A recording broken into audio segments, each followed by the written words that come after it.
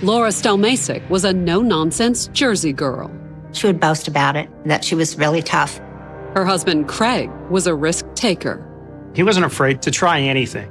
And when Craig was laid off in 2005, they took a leap of faith together and made a fresh start in Arizona. Craig started his own construction company. The gamble appeared to pay off. They had a good lifestyle. They were able to do what they wanted when they wanted. They were living the American dream. However, one day their dream would turn into a nightmare. Laura said, "Your dad left us." But had he gone very far? The smell of a decomposing body is very unique. He had been stabbed multiple times. The gruesome discovery would have the authorities wondering, was Craig hiding something? He just told her, we've got to stop spending. Or was Laura the one keeping secrets? She kept getting all these different cell phones, so he couldn't trace any calls. And was there someone dangerous lurking in her past? He is a homicidal maniac, and that's what homicidal maniacs do. Albuquerque, New Mexico, June 5th, 2011. It was a warm Sunday evening when police received a call requesting that they investigate a suspicious vehicle at the Albuquerque airport. In the short-term parking right across from the terminal is a van, which is parked askewed in the parking space. It was parked up against a pole. It actually had hit the pole. But it wasn't the parking job or the fact that the van had been sitting in the short-term lot for 5 days that prompted airport security to call the police. They've been called because someone has walked by the van and they've complained that it's emitting a foul odor. And that wasn't all either. There appeared to be some type of liquid that was dripping out of the back of the van. When the police arrived moments later, it only took them one whiff to suspect that the van might be a crime scene. The smell of decomposing bodies is very unique. Anyone who has been around a dead body knows that a decaying human being smells different than a decaying animal. You know right away that you're more than likely dealing with a dead body. And when the police looked in the windows, what they saw only added to their suspicion that there was a body inside. The police shined the flashlight in, and they saw an object in the back seat, in the back area of the van, covered in blankets. However, for all their suspicion, the van was locked, and the police couldn't just smash the window or force the door. They drafted a search warrant to get into the van, to actually see what they had inside the van. But while they waited for a judge to sign the warrant, the investigators did run the van's license plate through their computers. They came back registered to Craig and Laura Stelmasek. And the Stelmaseks lived some 6 hours away in Prescott, Arizona. It was very confusing why a van registered in Prescott would be at an Albuquerque airport, since the Phoenix airport is only an hour and a half away from us. So that night, while waiting for a judge's signature, the investigators went ahead and contacted the Prescott PD. They called us and asked us if we could go to the address, make contact with whoever was there, and find out, if their van had been stolen or if they'd seen their van or who drives the van. But instead, the Prescott police would find themselves with another mystery. 2 of the people who lived at that address, 57-year-old Craig Stelmasek and his wife, 45-year-old Laura, had suddenly, unexpectedly, vanished. At that point, we didn't really know what we had.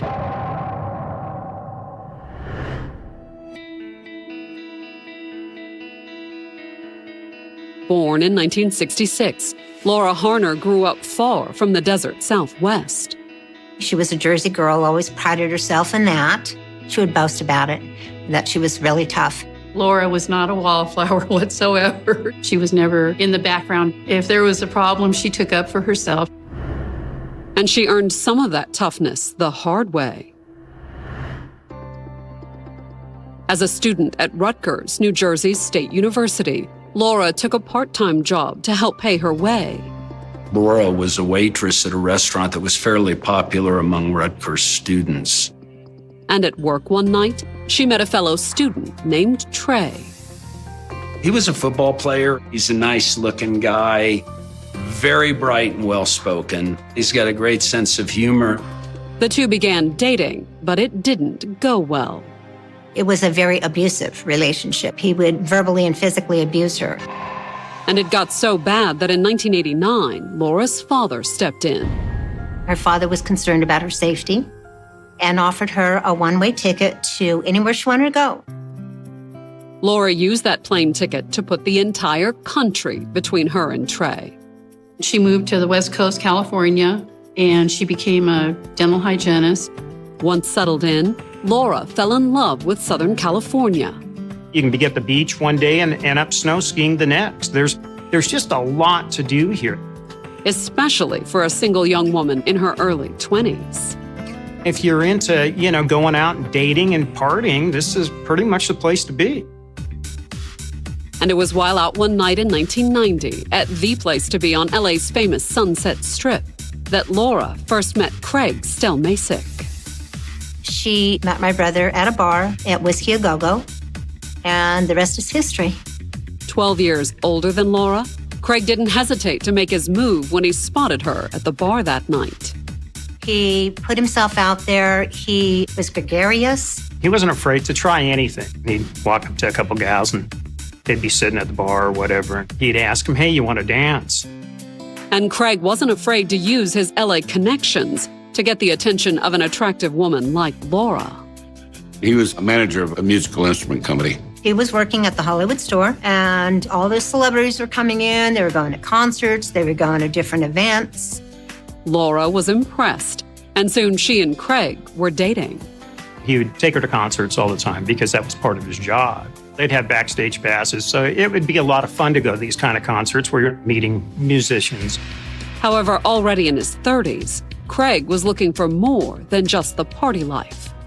He wanted the ideal family. Who doesn't want that, The picket fence and the nice house and, 2 cars in the garage. And when he proposed to Laura after a year of dating, she said yes. She thought, okay, this is the one. The wedding in 1990 was a romantic island ceremony. They got married on the Kauai in Hawaii, and the family flew over. Once back in California, Craig's family did their best to welcome his new bride into the family. We went on camping trips. We would go out to the river and go water skiing. Everyone got along great. It was just a fun time. And it was during one camping trip in 1994 that Laura said she had big news.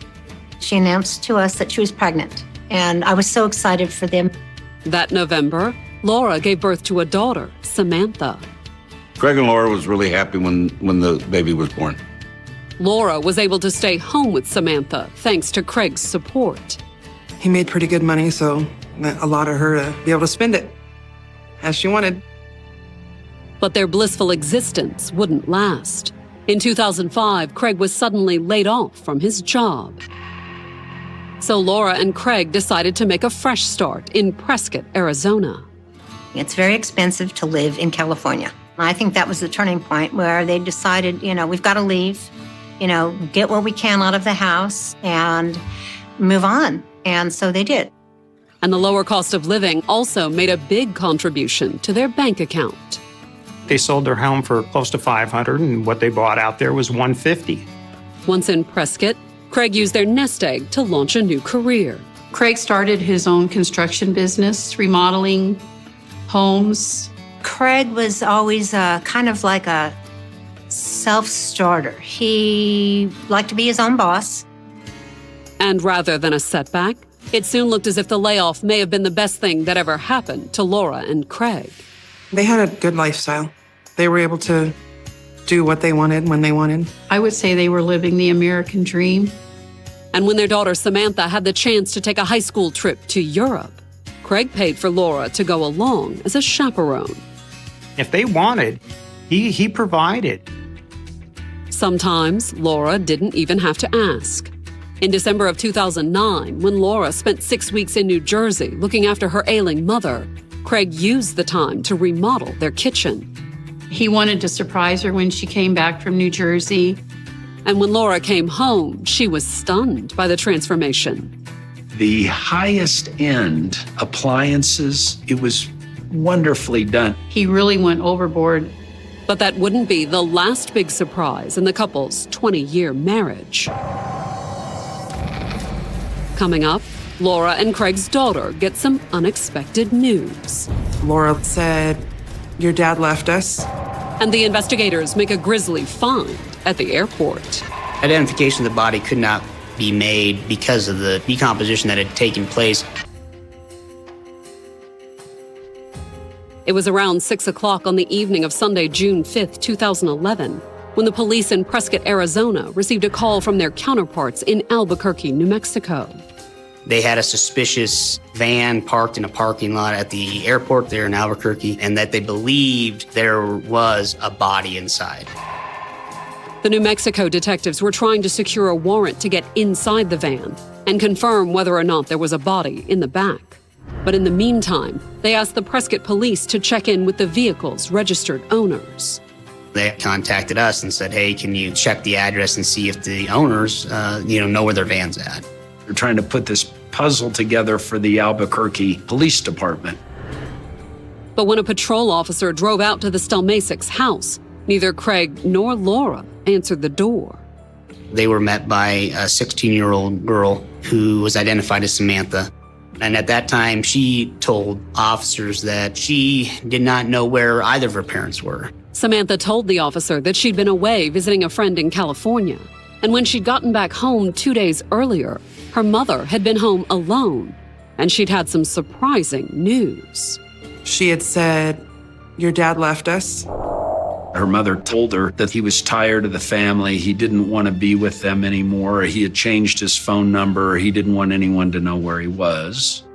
And after dropping that bombshell, Laura had left the family home as well.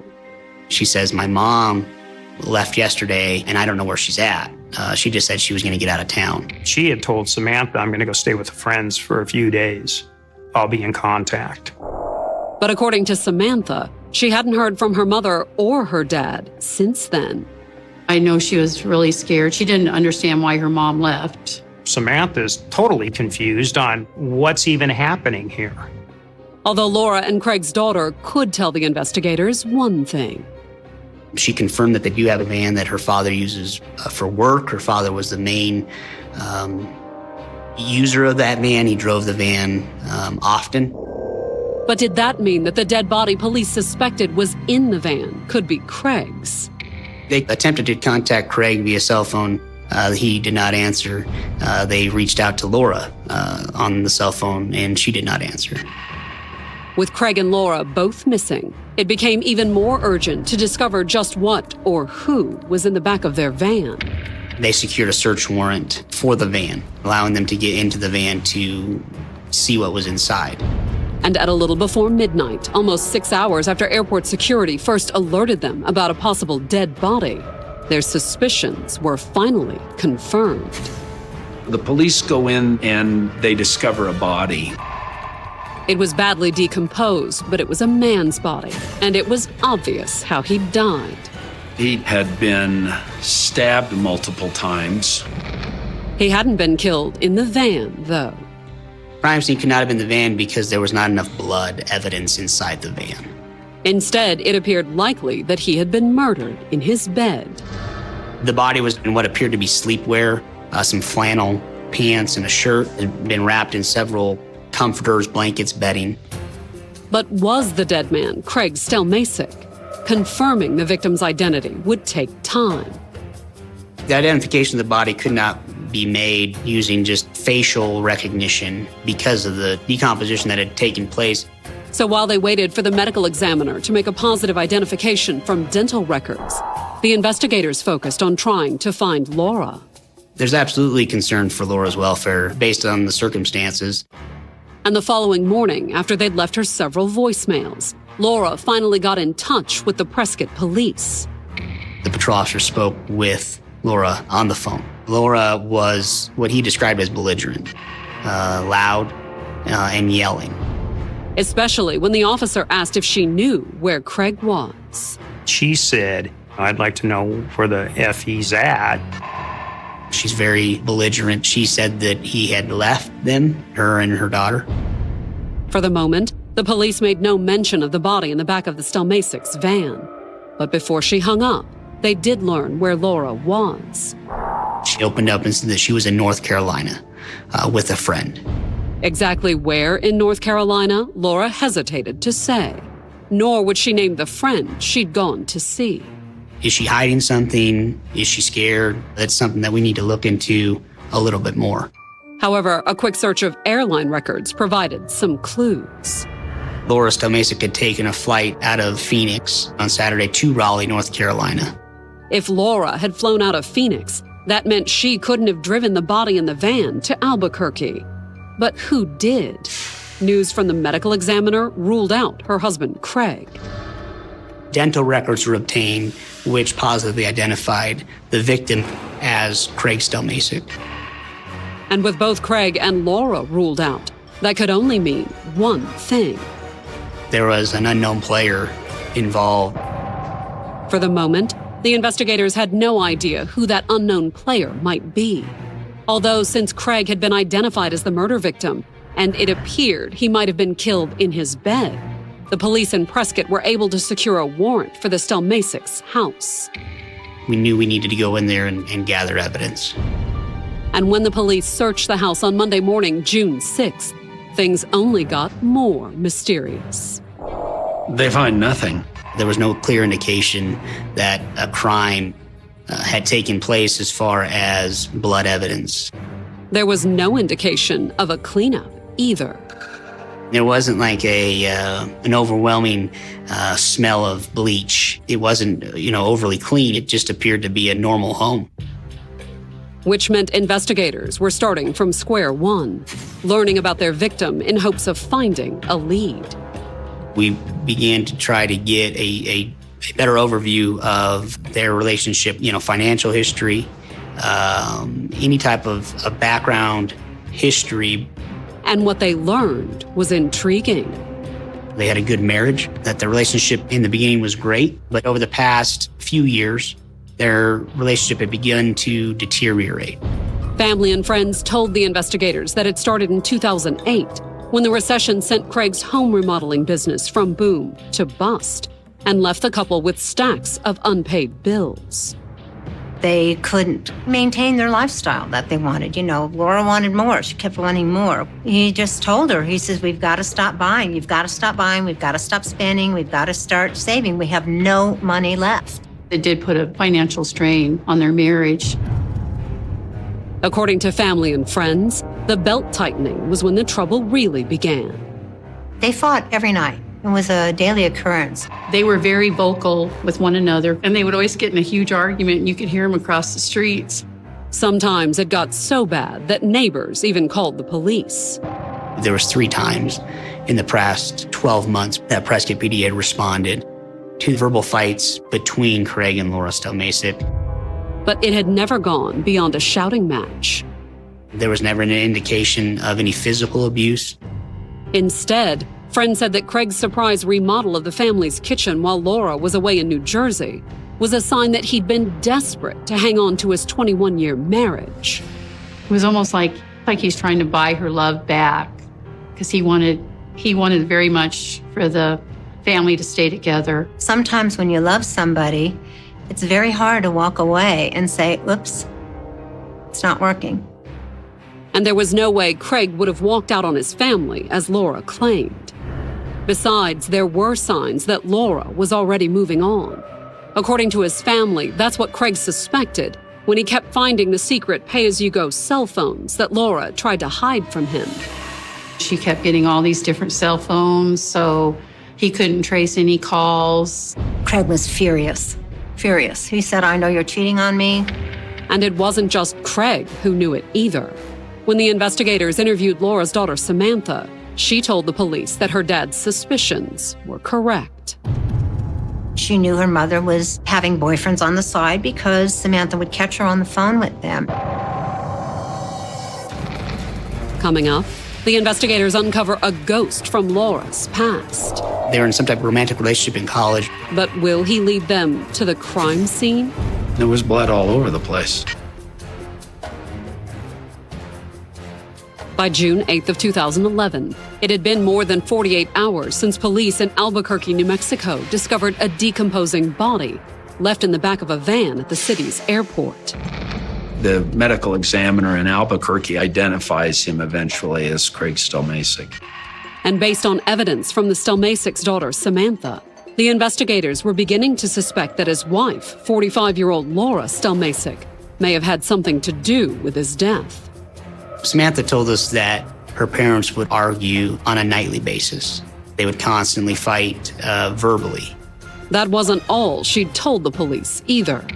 Samantha told the police that Mom had a boyfriend, that she was always emailing and talking to on the phone and things like that. And according to what Samantha told the police, her mother's new boyfriend was actually an old flame. They were in some type of romantic relationship in college.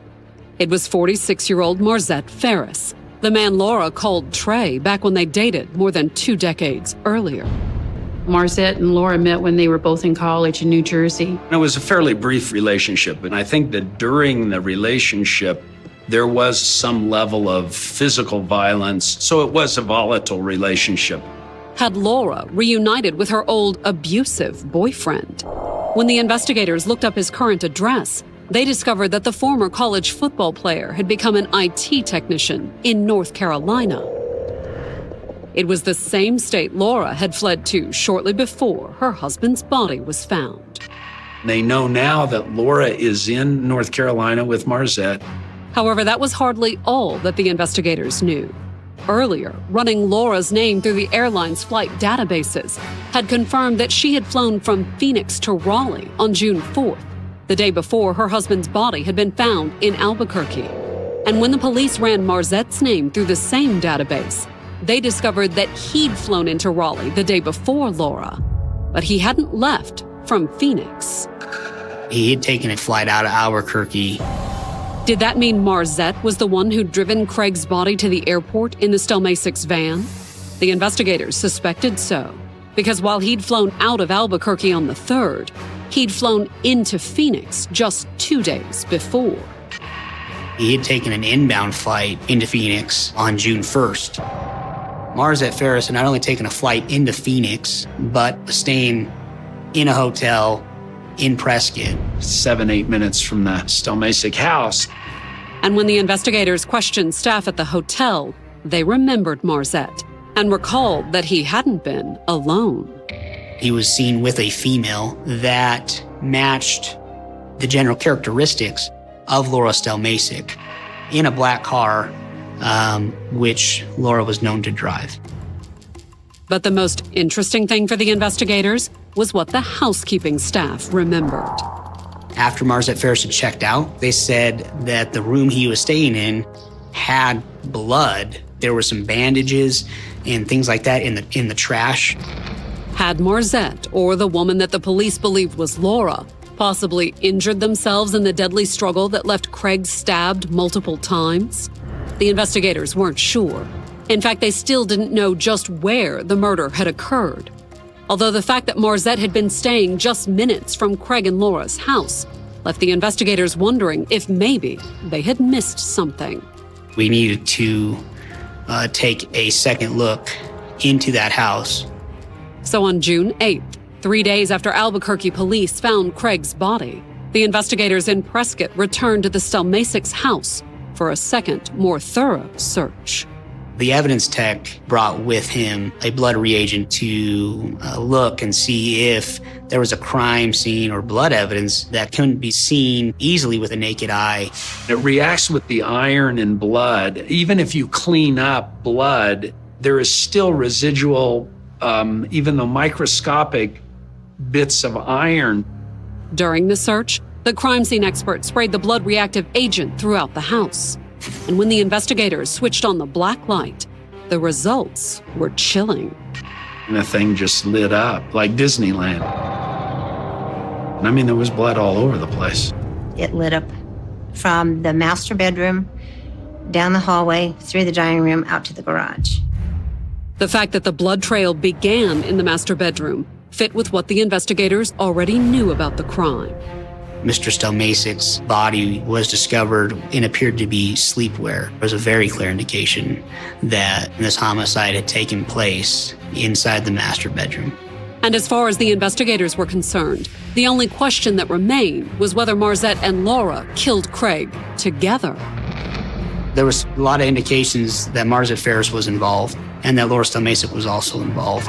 Or had Laura killed her husband alone, with Marzette merely helping her move the body?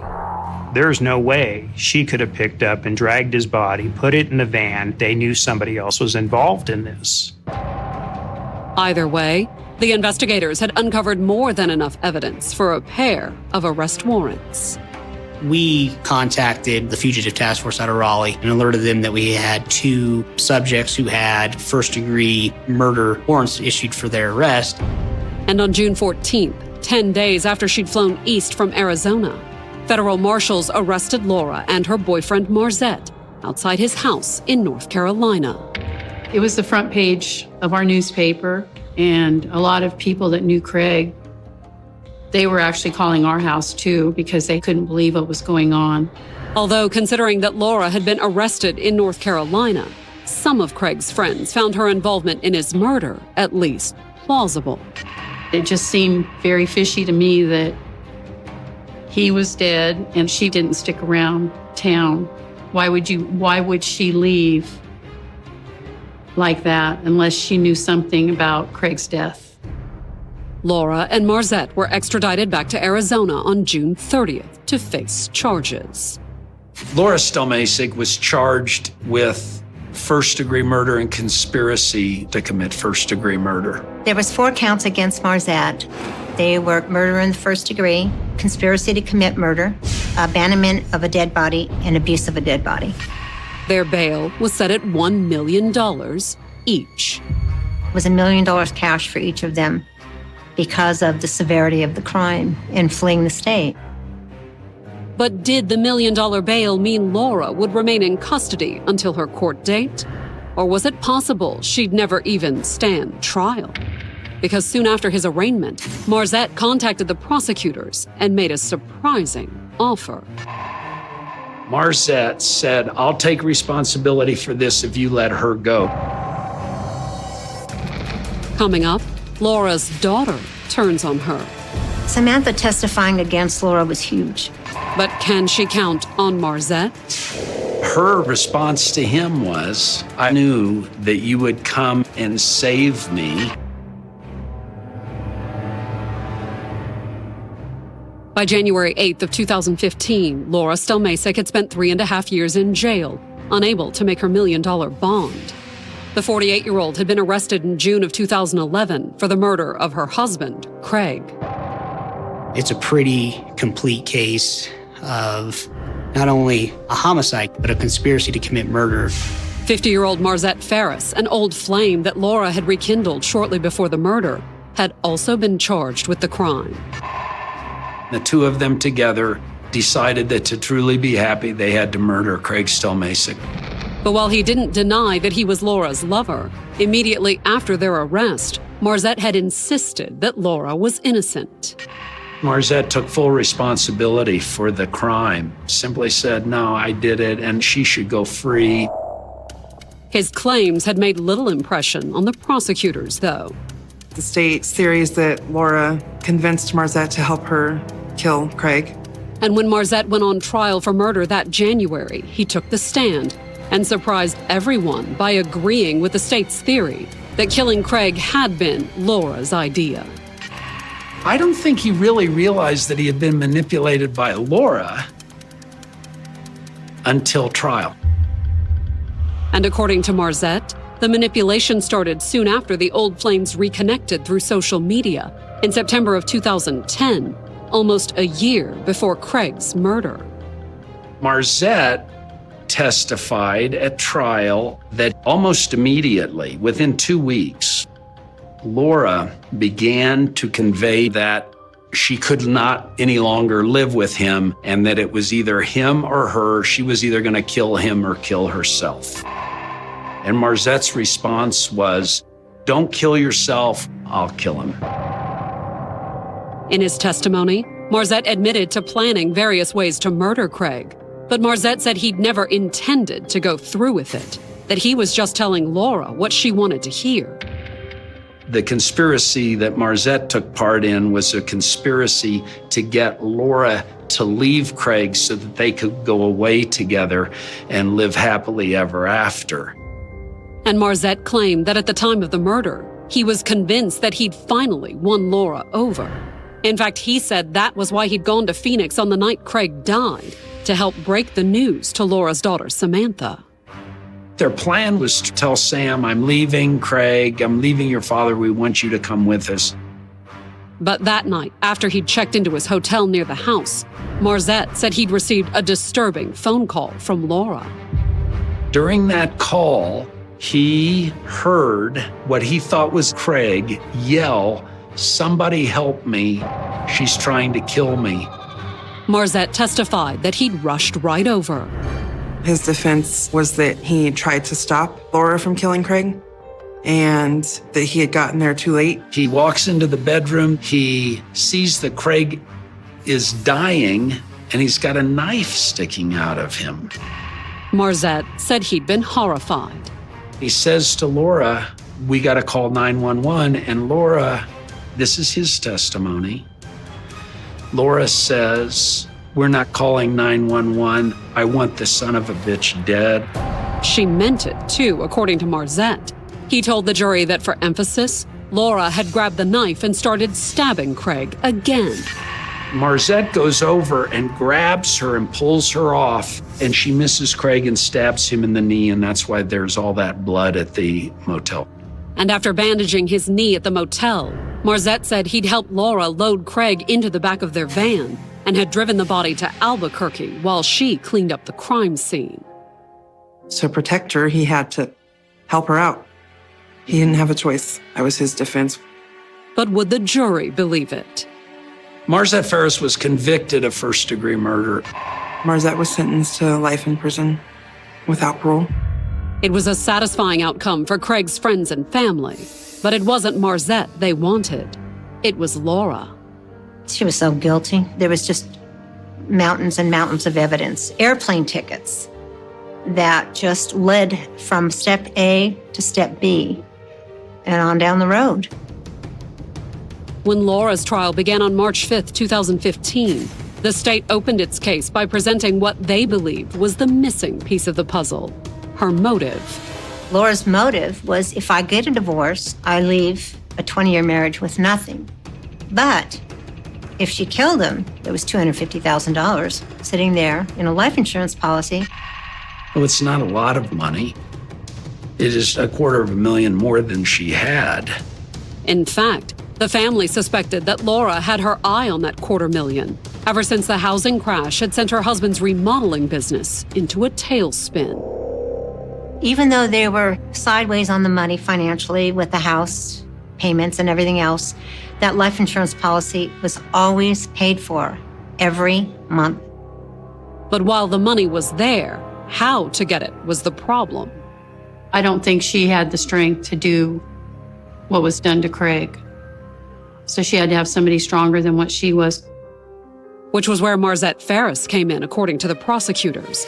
They theorized that when he got in touch with her via social media in late 2009, Laura had been quick to seize the opportunity. Her first response to him was, I always knew that you would come and save me. And that wasn't just speculation.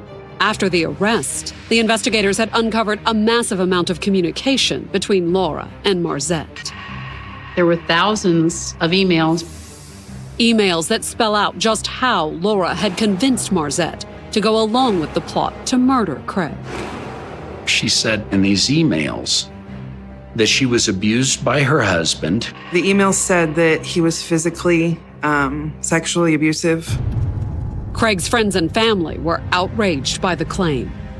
There was no evidence of that. There was never a police report on that. None of the neighbors saw it. Craig never hit her. He would never fight back. Laura and Craig's daughter never saw any evidence of the abuse her mother described in the emails either.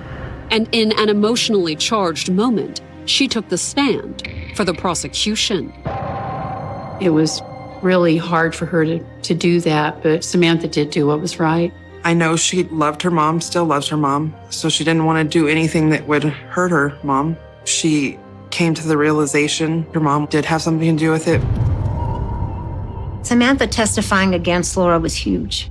And I think that spoke volumes to the judge and the jury and everyone else sitting in that courtroom.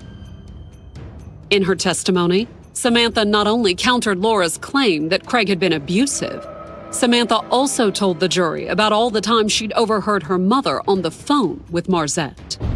She helped convince the jury about Craig and Laura's relationship, about Laura's relationship with Marzette.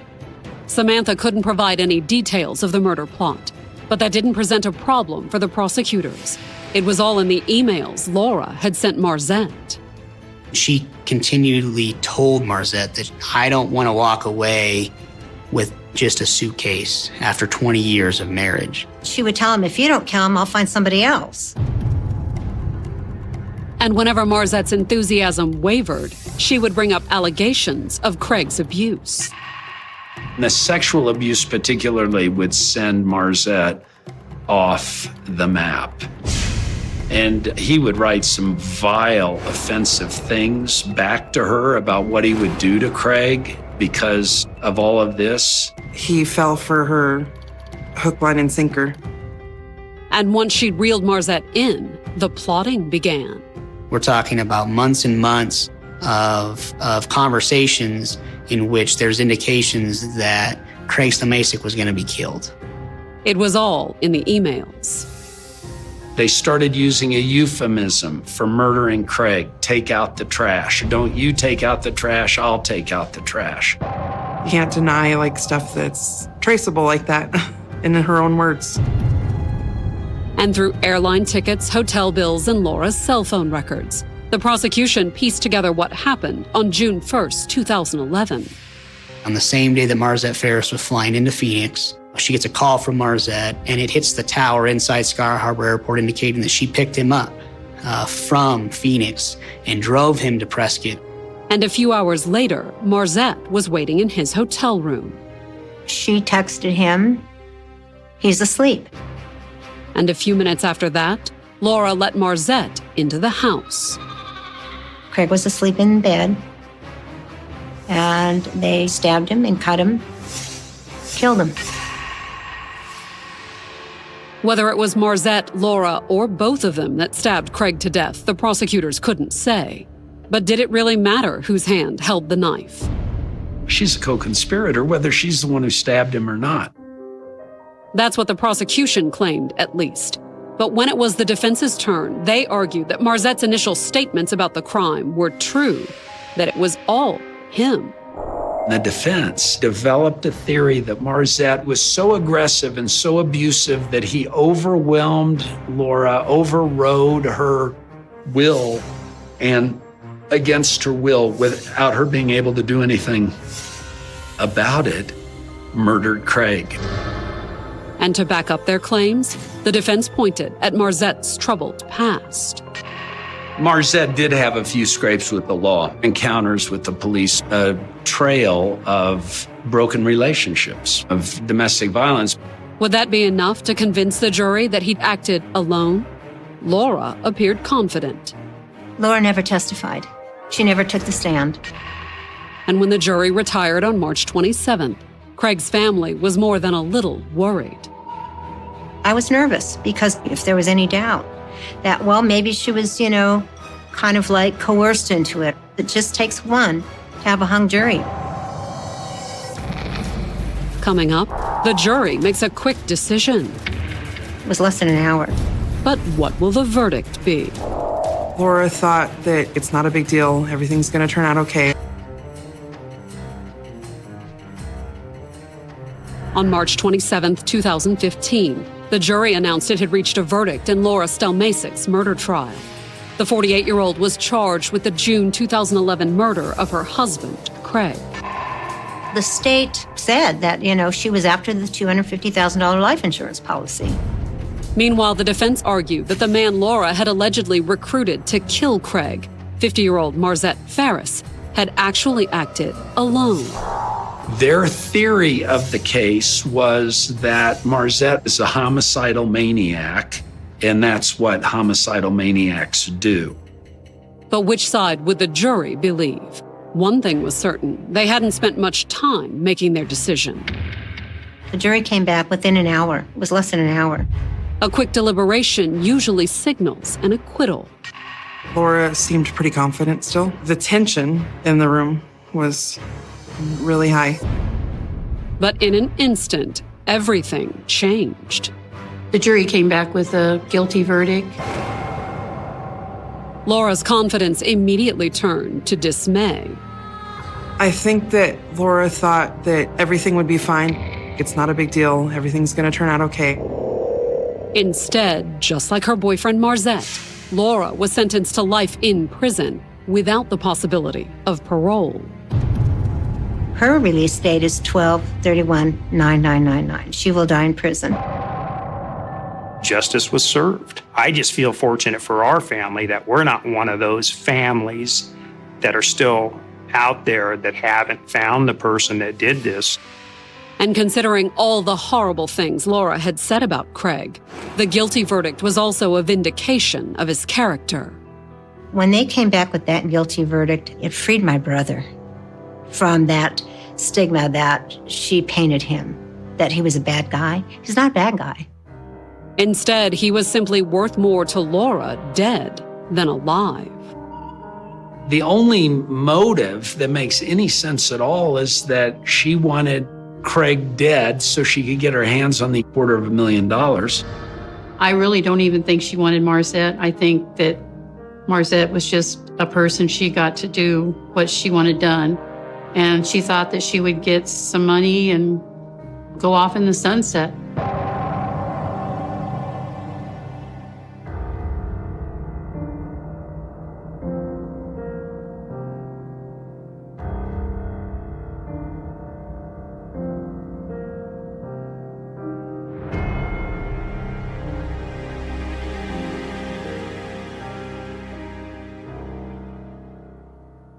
On the afternoon of May 14th, 2022, the Tops Friendly Market on Jefferson Avenue in Buffalo, New York, was what it had always been for the people who depended on it, a neighborhood supermarket, a familiar place where ordinary routines unfolded without much thought.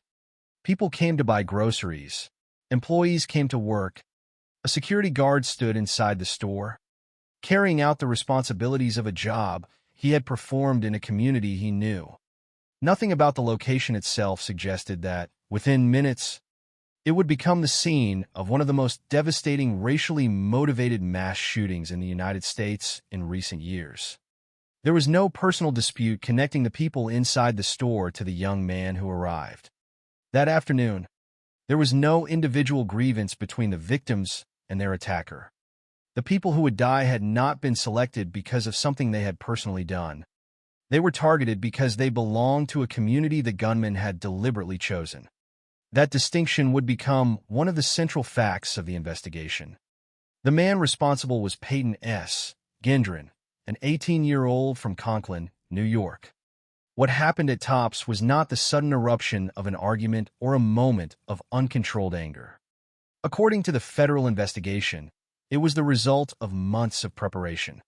Gendron had studied white supremacist ideology and the conspiracy theory known as the Great Replacement, a racist belief that white populations were being deliberately replaced by people of other races. He had used online platforms to research extremist ideas and to document and discuss preparations for an attack.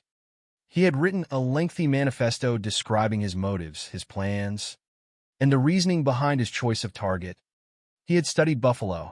He had identified an area with a large black population. He had focused on zip code 14208, a location he regarded as particularly suitable because of its racial demographics. And he had selected the Tops supermarket as the place where his plan would become reality. The significance of that preparation would only become clear after the shooting. Before then, however, The people inside the store had no reason to imagine that someone had spent months studying their neighborhood as a target. Gendron had visited the area multiple times. He observed the supermarket and its surroundings. He studied the number of people who came and went. He examined the location of security personnel and the layout of the store. He created a diagram of the interior and considered how he would move through it.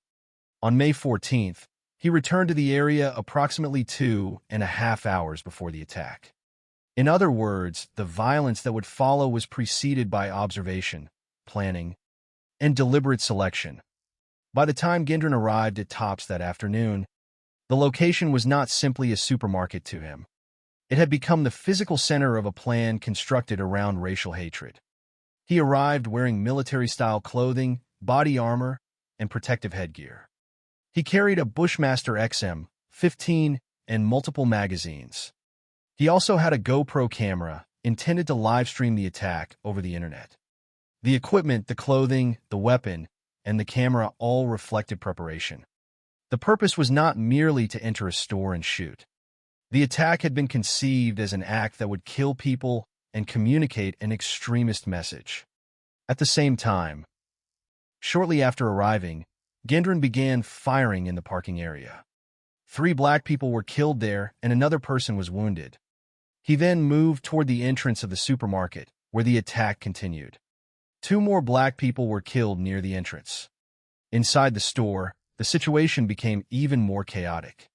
Among those attempting to respond was Aaron Salter Jr., a Tops employee and former Buffalo police officer who was working as a security guard. Salter was armed, and he fired at Gendron. The shots did not stop the attacker. Gendron was protected by body armor, survived the exchange, and then shot Salter, killing him. Salter's actions would become one of the defining moments in the story of the attack because he attempted to confront the gunman while others were in danger. But the shooting continued. Gendron moved through the supermarket, continuing to fire at customers. At one point, he encountered a white Tops employee whom he shot in the leg. According to the federal case record provided in the investigation, Gendron pointed his weapon at the employee but did not shoot again. He apologized and continued searching for other victims. Another white female employee was also wounded during the attack. These details would later become significant evidence in establishing the racial motivation behind the massacre. The victims were not being selected randomly. Their race was central to the attacker's purpose. By the time the shooting ended, 10 people were dead and 3 others had been wounded. All 10 people who were killed were black. Their names were Aaron Salter Jr., Ruth Whitfield, Pearl Young, Hayward Patterson, Catherine Massey, Celestine Cheney, Roberta Drury, Geraldine Talley, Andre McNeil, and Margus Morrison. They were not symbols. They were not statistics when the doors of Tops opened that afternoon. They were individuals who had gone to a supermarket in their community or who had arrived there to perform their jobs. Yet within a short period of time, their lives had been taken by a person who had deliberately selected their community as a target.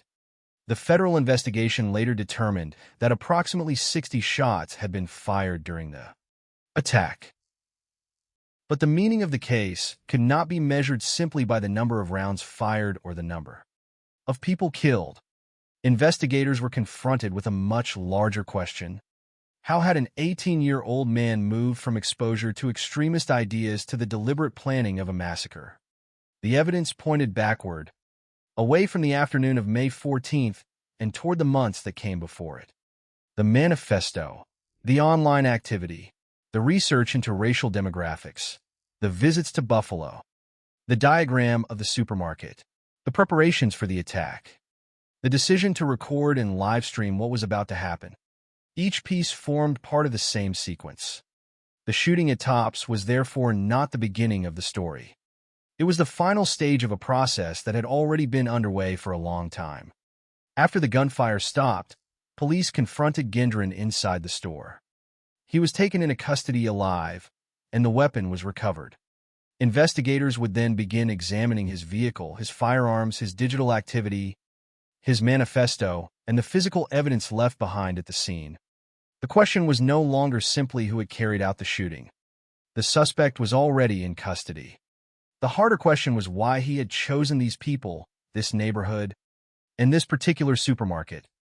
The answer would emerge through the evidence. This was a racially motivated attack, planned against a predominantly black community and designed around an extremist ideology. The tragedy of Buffalo was therefore not only that 10 people were killed in a supermarket on a Saturday afternoon. It was that the place had been selected precisely because it was part of a community the attacker wanted to harm. And that is where this story truly begins, not with the moment the first shot was fired, but with the lives of the people who were there, the community that Tops served, and the chain of decisions that transformed an ordinary neighborhood store into the target of a planned massacre. Before examining the planning, the weapons, the manifesto, or the legal proceedings that followed, it is important to return to the people whose lives were taken at Tops Friendly Market on May 14, 2022. In a case that would later generate extensive attention because of its ideology and its legal consequences, there is a danger that the victims can disappear beneath the weight of the investigation. The name of the attacker becomes familiar. The details of the manifesto are repeated. The questions surrounding federal charges and the death penalty dominate headlines. But at the center of the Buffalo shooting were 10 people who had gone to a neighborhood supermarket and 3 others who survived with injuries. Their connection to the tragedy was not a personal one. They were not enemies of Peyton Gendron. They had not participated in a dispute with him. They were simply members of a community that he had deliberately chosen because of its racial composition.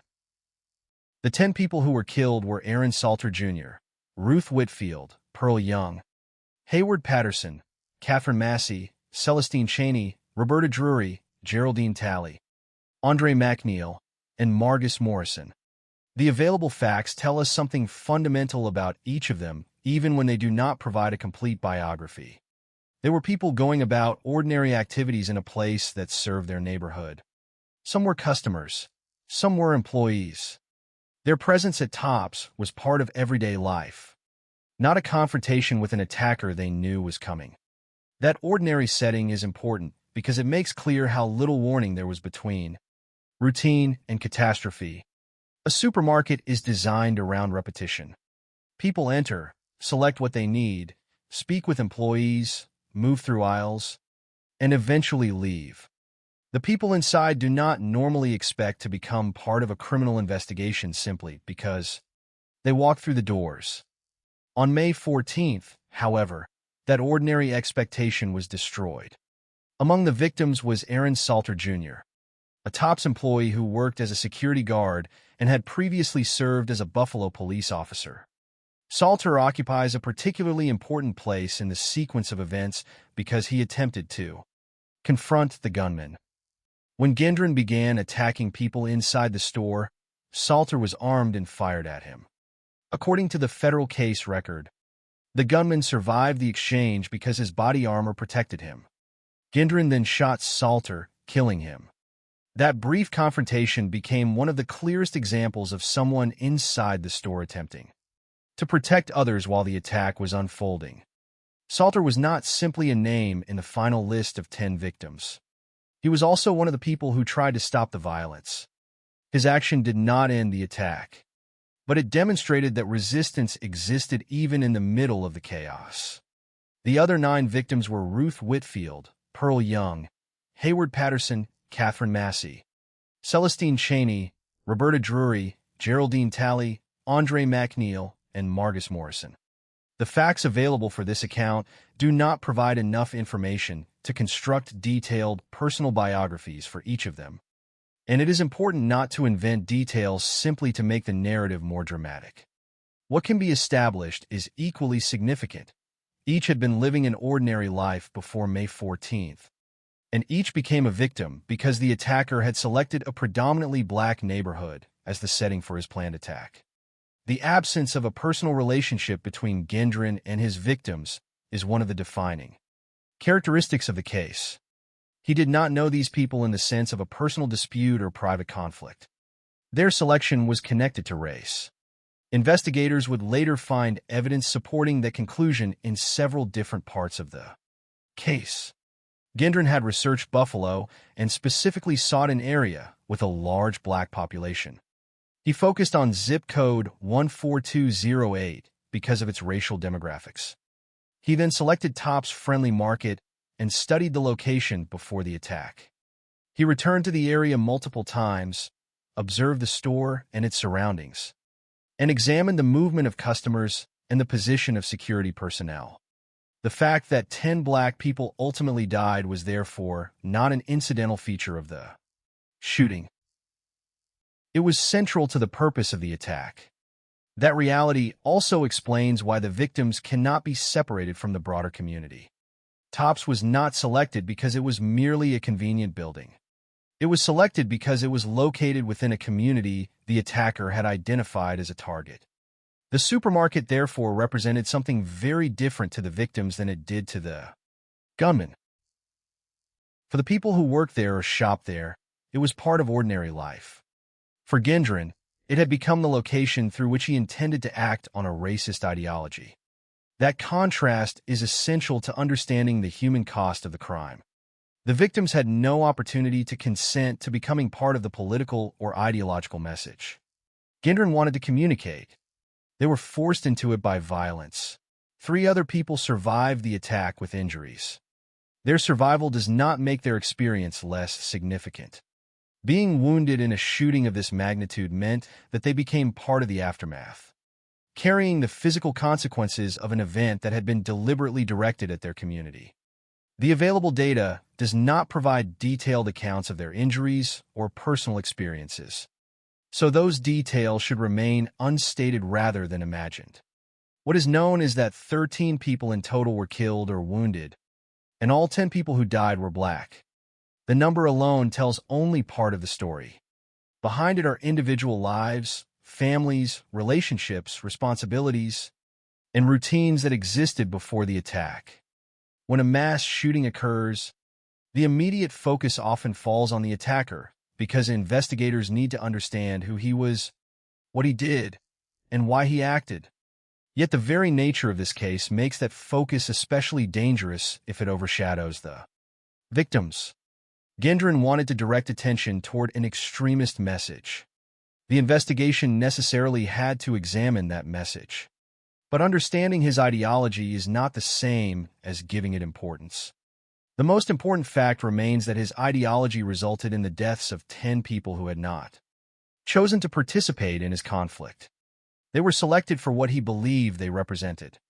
Their individuality was erased by his racial targeting, and the task of remembering them begins by restoring that individuality as much as the available facts allow.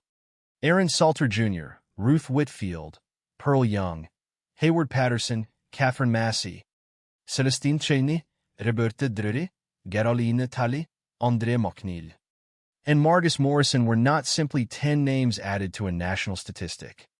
They were 10 people who were present at a neighborhood supermarket on a Saturday afternoon.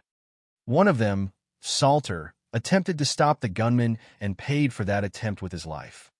The others were caught in an attack whose purpose had been decided long before they arrived. This is what makes the Buffalo case different from a random act of violence. The victims were not selected because of who they personally were to the attacker. They were selected because of who he believed they represented. That distinction would become central to the investigation, the federal charges, and the eventual legal proceedings. But before the case became a matter of statutes and evidence, it was a human tragedy. 10 lives ended inside or around a place that had been part of their community. 3 others survived wounded. And for everyone connected to them, May 14th, 2022 became a dividing line, life before the shooting and life after it. To understand what happened at Tops, it is therefore necessary to remember the simplest truth first. These were ordinary people in an ordinary place, and the violence that found them there was anything but ordinary. The next question is how the person responsible came to see that community as a target in the first place. The story of the Buffalo Tops shooting cannot be understood simply by starting with the afternoon of May 14th, 2022. By the time Peyton S. Gendron arrived at the supermarket, Many of the decisions that would determine what happened had already been made. The location had been selected. The community had been identified. The store had been studied. A plan had been developed. Behind that plan was an ideology that investigators would later identify as central to the crime.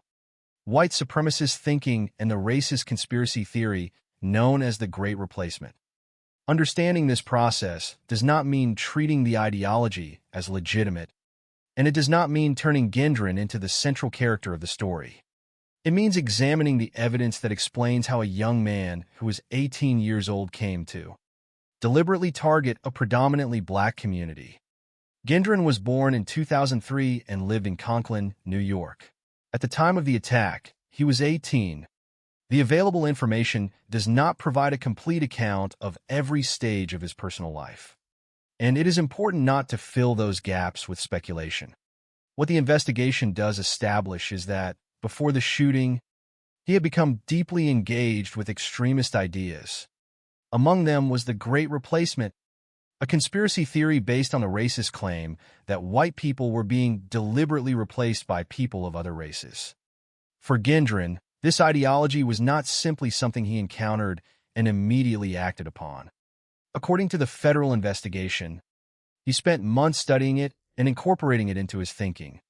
That period matters because it shows the difference between an impulsive act and a planned ideological attack. His decision to target Buffalo did not appear suddenly on the day of the shooting. It developed through research, selection, preparation, and documentation. The internet played a significant role in that process. Gendron used online platforms to research extremist ideas and to communicate or document aspects of his preparations. The digital environment became part of the pathway connecting ideology to action. He also wrote a lengthy manifesto in which he described his motives, his plans, and his reasoning for choosing a target. The manifesto was not merely an explanation written after the fact. It contained material relating to the attack he was preparing to carry out. Investigators would later examine it alongside other evidence to understand the relationship between his beliefs and his actions. The existence of such a document also demonstrated that the shooting had been conceived as something more than an isolated act of violence. Gendron wanted the attack to express a message. The racist ideology he had adopted gave him a framework through which he interpreted demographic change. The manifesto gave him a place to articulate that worldview. The preparations gave the ideology a practical direction, and the eventual attack would turn those ideas into violence against real people. One of the most important features of the case is the amount of time spent selecting a target. Gendron searched for a community with a large black population that he could reach from his home in Conklin. His attention eventually focused on Buffalo, particularly zip code 14208. The racial demographics of the area were important to his decision. That fact reveals something crucial about the nature of the crime. The target was not selected because of a personal relationship, a business dispute, or an individual grievance. The racial identity of the surrounding population was itself part of the reason for choosing the location. Once Buffalo had been identified, Gendron did not simply rely on information found online. He traveled to the area and conducted observations. He visited the supermarket and its surroundings multiple times. He watched the flow of customers. He studied the position of security personnel. He examined the interior arrangement of the store. He even created a diagram of the supermarket and considered how he would move through it. These actions are significant because they demonstrate an effort to transform an ideological intention into a practical plan. The investigation, therefore, had evidence from multiple sources pointing in the same direction. His writings explained the ideology. His online activity showed research and preparation. His visits to Buffalo demonstrated physical reconnaissance. The diagram showed attention to the layout of the intended target. The equipment he later brought to the supermarket reflected further preparation. Together, these elements formed a chain that stretched from belief to planning and from planning to action. The process also involved preparation for recording and distributing the violence. Gendron brought a GoPro camera with him and intended to live stream the attack over the internet. That decision is important because it shows that the attack was conceived not only as physical violence, but also as a communication event. The objective was not simply to kill. The attacker wanted the act to be seen. This element would later become part of the broader discussion about online platforms and extremist violence. The New York Attorney General's report on the case examined the role of online platforms in radicalization, preparation, and the live streaming of the attack. The digital dimension therefore extended beyond the manifesto. It was part of the environment through which the attacker researched ideas, documented preparations, and attempted to distribute the final act. Yet it would be a mistake to suggest that the internet alone explains what happened. The evidence presented in the case describes a combination of factors.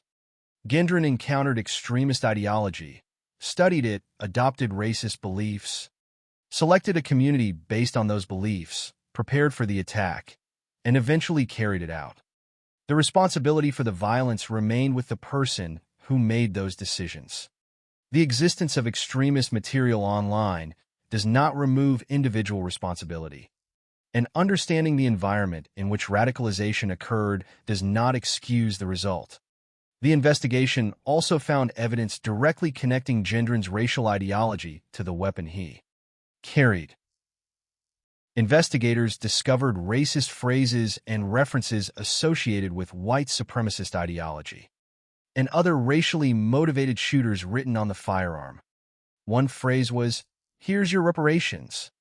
Other markings referred to ideas connected to the Great Replacement and to figures associated with similar attacks. These details would become important because they provided physical evidence consistent with the ideological material investigators had already found elsewhere. The weapon, the manifesto, and the digital trail were not isolated pieces of evidence. They reinforced one another. By the time investigators examined the case in full, the picture was increasingly clear. Gendron had not simply arrived in Buffalo and suddenly decided to attack whoever happened to be nearby.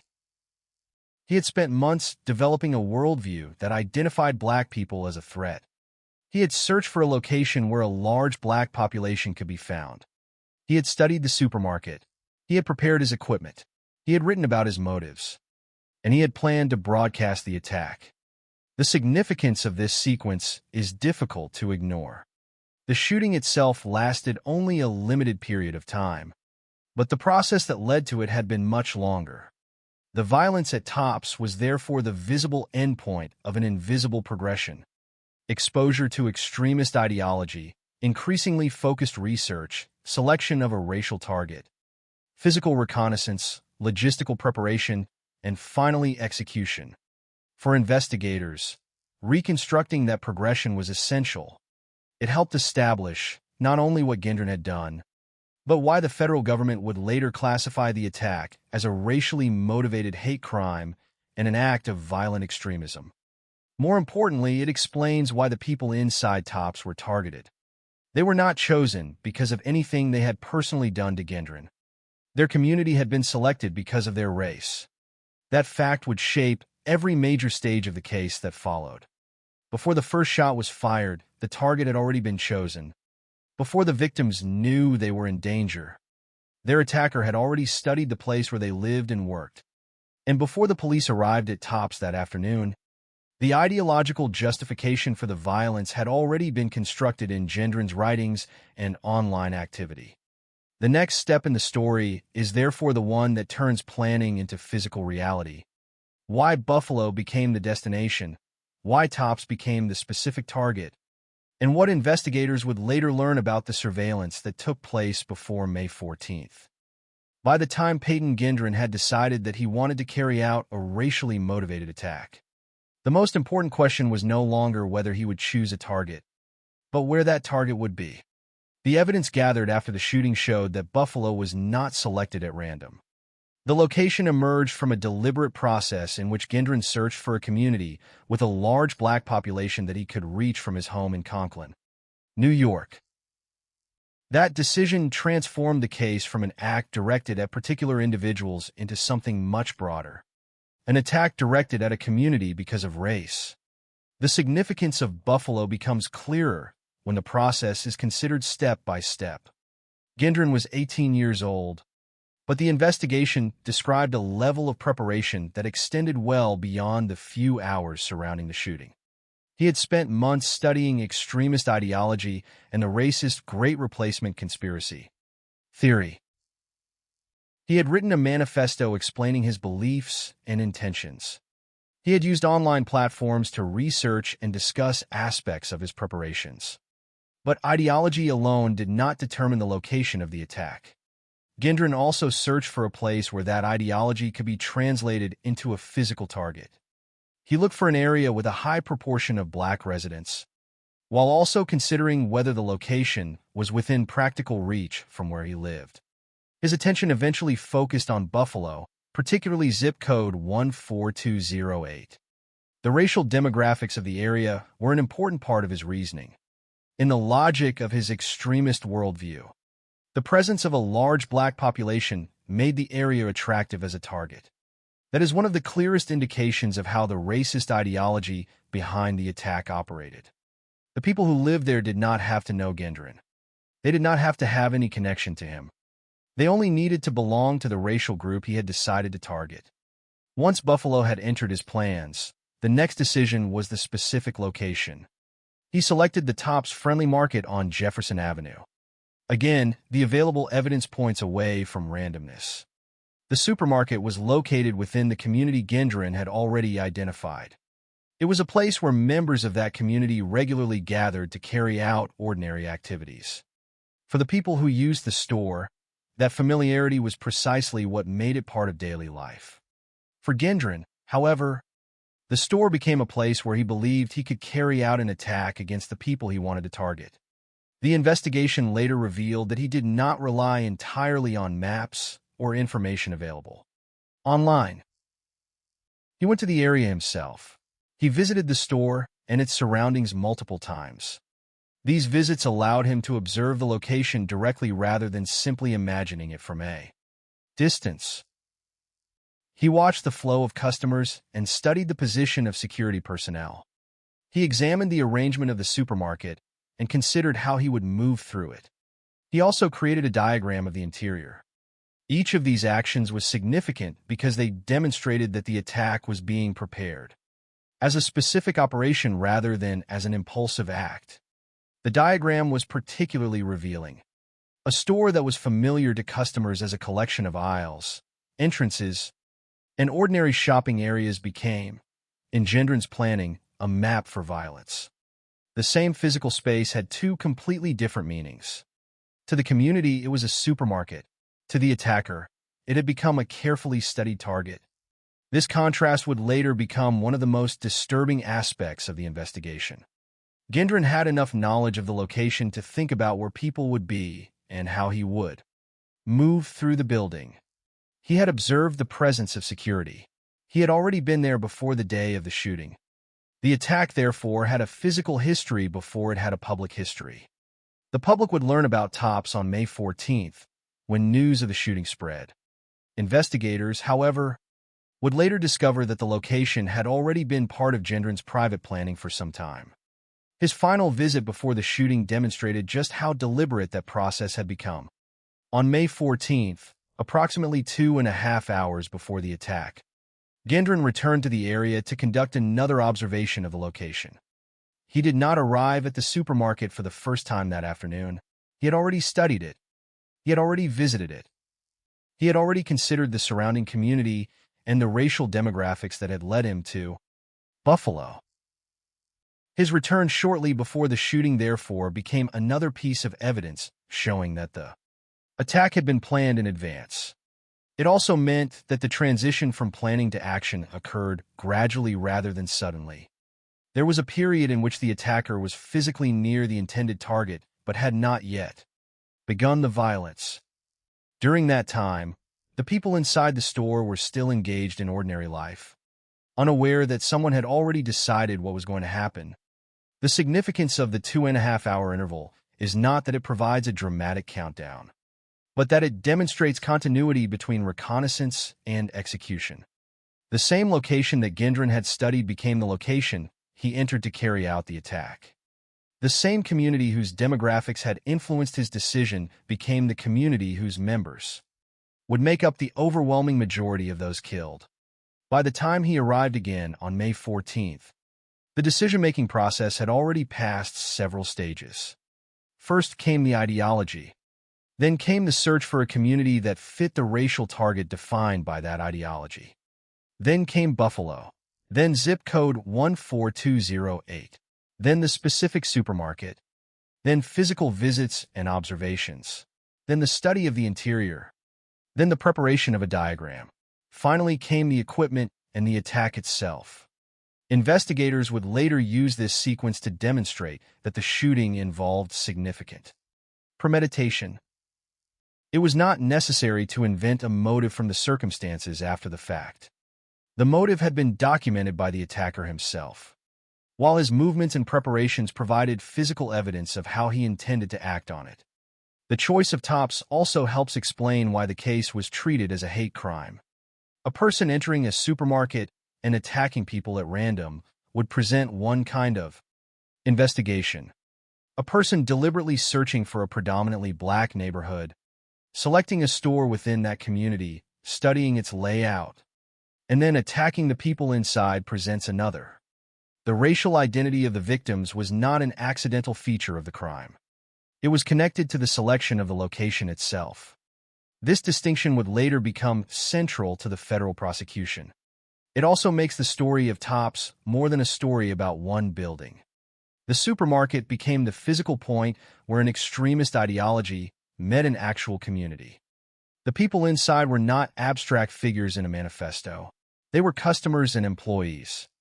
Their presence turned Gendron's plans into real human consequences.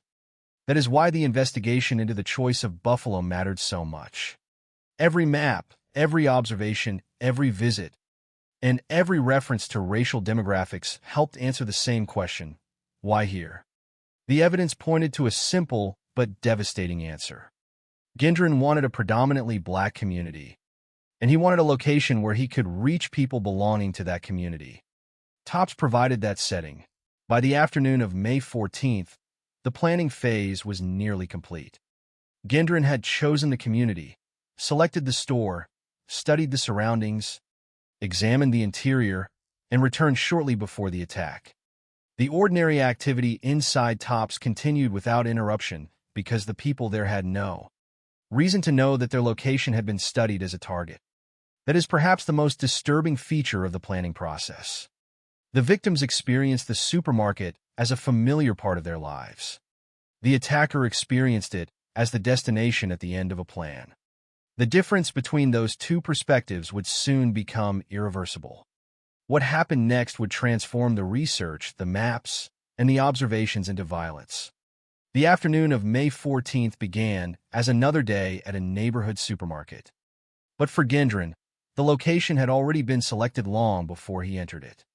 The next chapter follows that final approach, the equipment he brought, the decision to record and live-stream the attack, and the moment when months of preparation became an act of mass violence. By the afternoon of May 14th, 2022, the plan that Peyton Gendron had been developing for months had reached its final stage. The location had already been chosen. The neighborhood had been studied. The supermarket had been visited repeatedly. The racial demographics of the area had been examined, and the interior of Tops Friendly Market had been mapped. Approximately 2.5 hours before the attack, Gendron returned to the area once more. From the perspective of the people inside the store, there was nothing remarkable about another person arriving at a supermarket on a Saturday afternoon. For Gendron, however, this was the final approach to a location he had already transformed into the center of an ideological plan. That difference in perception is important. The people inside Tops were not participating in a confrontation. They were not expecting violence. They had no reason to know that someone outside had already decided that their community would become the target of a massacre. Gendron was 18 years old when he arrived. He came from Conklin, New York, but the evidence surrounding the case showed that his attention had moved far beyond his own immediate surroundings. He had spent months studying white supremacist ideology and the racist Great Replacement. Conspiracy theory. He had written a manifesto explaining his beliefs and intentions. He had used online platforms to research and document preparations. The attack was therefore not simply the result of what happened on May 14th. The day represented the culmination of decisions that had already been made. The final approach began with equipment that reflected those preparations. Gendron wore military-style clothing, body armor, and protective headgear. He carried a Bushmaster XM-15 and multiple magazines. He also had a GoPro camera, which he intended to use to live-stream the attack on the internet. The presence of the camera is particularly significant because it reveals another dimension of his plan. He was not merely preparing for physical violence. He had also considered how the violence would be transmitted beyond the supermarket itself. The attack was intended to become a message. That intention would later become part of the investigation into the relationship between online extremism and real-world violence. It would also contribute to a broader examination of the role of online platforms in radicalization, preparation, and the distribution of violent material. Yet the camera should not obscure the people who were about to be placed in danger. For the customers and employees at Tops, the supermarket remained a familiar part of their neighborhood. The store was a place where people came to purchase necessities and where employees carried out their jobs. Nothing about their ordinary routines suggested that the person approaching them had spent months studying their community. This is one of the defining contrasts in the Buffalo case. Gendron's preparations were deliberate and highly focused, while the people he intended to attack were engaged in everyday activities. There was no shared conflict between the attacker and his victims. There was no argument that had escalated. There was no personal history that could explain why one individual had become the target of another. The target was collective and racial. Gendron had deliberately sought a predominantly black community, and Tops had been selected because it was situated within that community. The equipment he carried also demonstrated that he expected to encounter resistance and that he had prepared himself for the possibility of being confronted. His body armor was part of that preparation. Inside Tops, one of the people who would eventually confront him was Aaron Salter Jr., a security guard and former Buffalo police officer. At the time Gendron arrived, however, Salter and the other people inside could not know exactly what was coming. The significance of the equipment would only become clear once the attack began. The same was true of the camera. Before the shooting, it was simply an object carried by an 18-year-old approaching the store. Afterward, it became evidence of an intention to record and distribute the violence. The final approach was therefore not only physical, it was also the final stage of a process in which ideology, planning, target selection, reconnaissance, equipment, and communication had been brought together. Gendron had already written about his motives. He had already studied Buffalo. He had already visited Tops. He had already examined the store's layout. Now he was arriving equipped to carry out what he had planned. Investigators would later find additional evidence in the weapon and the vehicle that reinforced this conclusion. The firearm contained racist phrases and references associated with white supremacist ideology and other racially motivated attackers. One phrase written on the weapon was, "Here's your reparations." Other markings related to the Great Replacement ideology. These details were not known to the people inside Tops as Gendron approached, but they would later become part of the evidentiary picture. They helped demonstrate that the racial ideology documented in his writings was not separate from the physical act he was preparing to commit. It was reflected in the objects he carried. The final moments before the shooting, therefore, represented the meeting point between two worlds. In one was the ordinary world of the supermarket, customers, employees, routine purchases, and the familiar environment of a neighborhood store. In the other was the private world Gendron had constructed through months of extremist research and planning. In that private world, the racial demographics of Buffalo had become a reason to choose the area. The supermarket had become a target. Its layout had become something to study. Its customers had become categories rather than individuals. The people inside had no knowledge of this transformation. They could not know that their race had been turned into a selection criterion. They could not know that their workplace and neighborhood had been surveyed. They could not know that a camera was being carried with the intention of broadcasting what was about to happen. That is why the beginning of the attack is so significant. It did not emerge from confusion. It emerged from preparation. At approximately 2:30 in the afternoon, Gendron arrived at Tops. The timing placed him in the store's environment during a normal period of activity. He had already made his final observations earlier that day. Now he was ready to act. The transition from preparation to violence would happen quickly, but the preparation behind it had taken months. The attack would begin in the parking area, where Gendron would fire at people outside the store. 3 black people would be killed there, and another person would be wounded. He would then move toward the entrance and continue shooting. 2 more black people would be killed near the entrance. From that point onward, the events inside Tops would unfold rapidly. But before following the shooting itself, it is worth recognizing what the final approach tells us about the case. It tells us that the victims were not caught in a spontaneous outburst. It tells us that the location was not selected by chance. It tells us that the racial composition of the surrounding community mattered to the attacker. It tells us that he had prepared both physically and ideologically. And it tells us that the planned attack was intended to reach beyond the physical walls of the supermarket through an attempted live stream. None of these facts diminishes the responsibility of the individual who made the decisions. Understanding the preparation does not excuse the violence. Instead, it establishes the sequence that investigators would later reconstruct. Ideology led to research. Research led to target selection. Target selection led to reconnaissance. Reconnaissance led to preparation, and preparation led to action.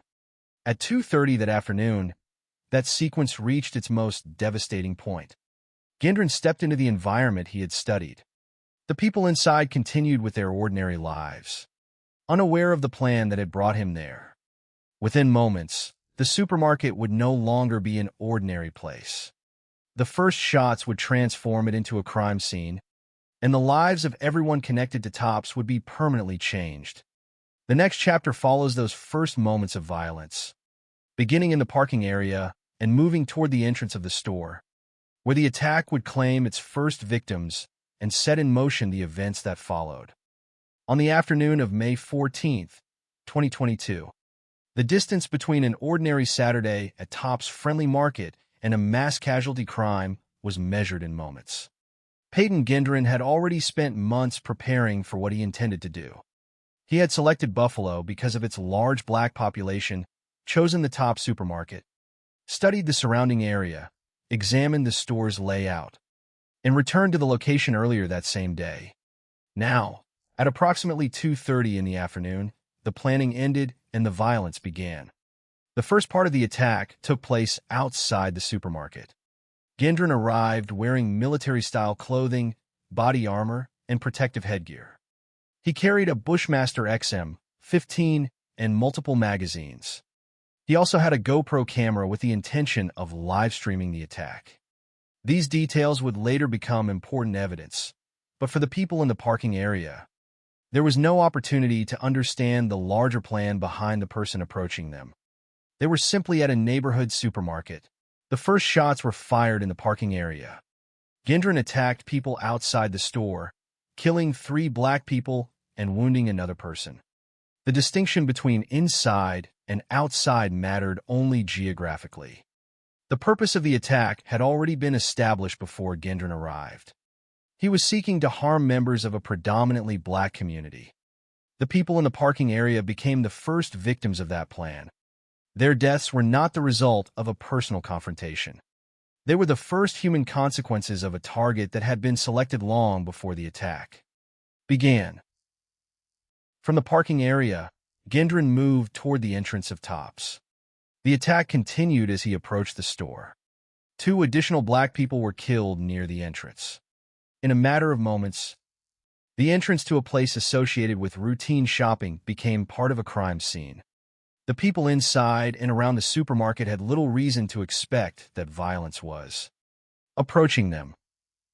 Yet the attacker had already studied precisely this location. He had visited the area multiple times. He had examined the store's layout and the position of security personnel. He had created a diagram of the interior and considered how he would move through the building. That earlier preparation now became physical action. What investigators would later describe as reconnaissance was no longer merely evidence in a file. It had become part of the way the attack unfolded. The movement from the parking area toward the entrance also revealed the scale of the intended violence. Gendron was not attempting to confront one individual. He was moving through a location that he had deliberately chosen because of the racial identity of the surrounding population. The victims near the entrance were therefore part of the same larger pattern. Their deaths were connected by the same motive that had led him to Buffalo in the first place. Once inside the supermarket, the situation became even more dangerous. Gendron continued firing at customers and employees. One of the people who attempted to stop him was Aaron Salter Jr., a TOPS employee and former Buffalo police officer who worked as a security guard. Salter was armed, and he confronted the gunman. He fired at Gendron, attempting to stop the attack. According to the federal case record, Gendron survived the exchange because his body armor protected him. He then shot Salter, killing him. Salter's death marked one of the most consequential moments inside the store. He had recognized the danger and attempted to respond to it. His role in the sequence is important because it shows that the attack was not met with complete helplessness. Someone inside the supermarket attempted to intervene, but the intervention did not stop the gunman, and the violence continued. Salter became the 6th person to die in the attack when considered alongside the 5 black victims already killed in the parking area and near the entrance. His death also demonstrated why the protective equipment Gendron had brought with him mattered too. The investigation. The body armor was not simply part of his appearance. It had a practical effect during the confrontation, allowing him to survive being shot and continue the attack.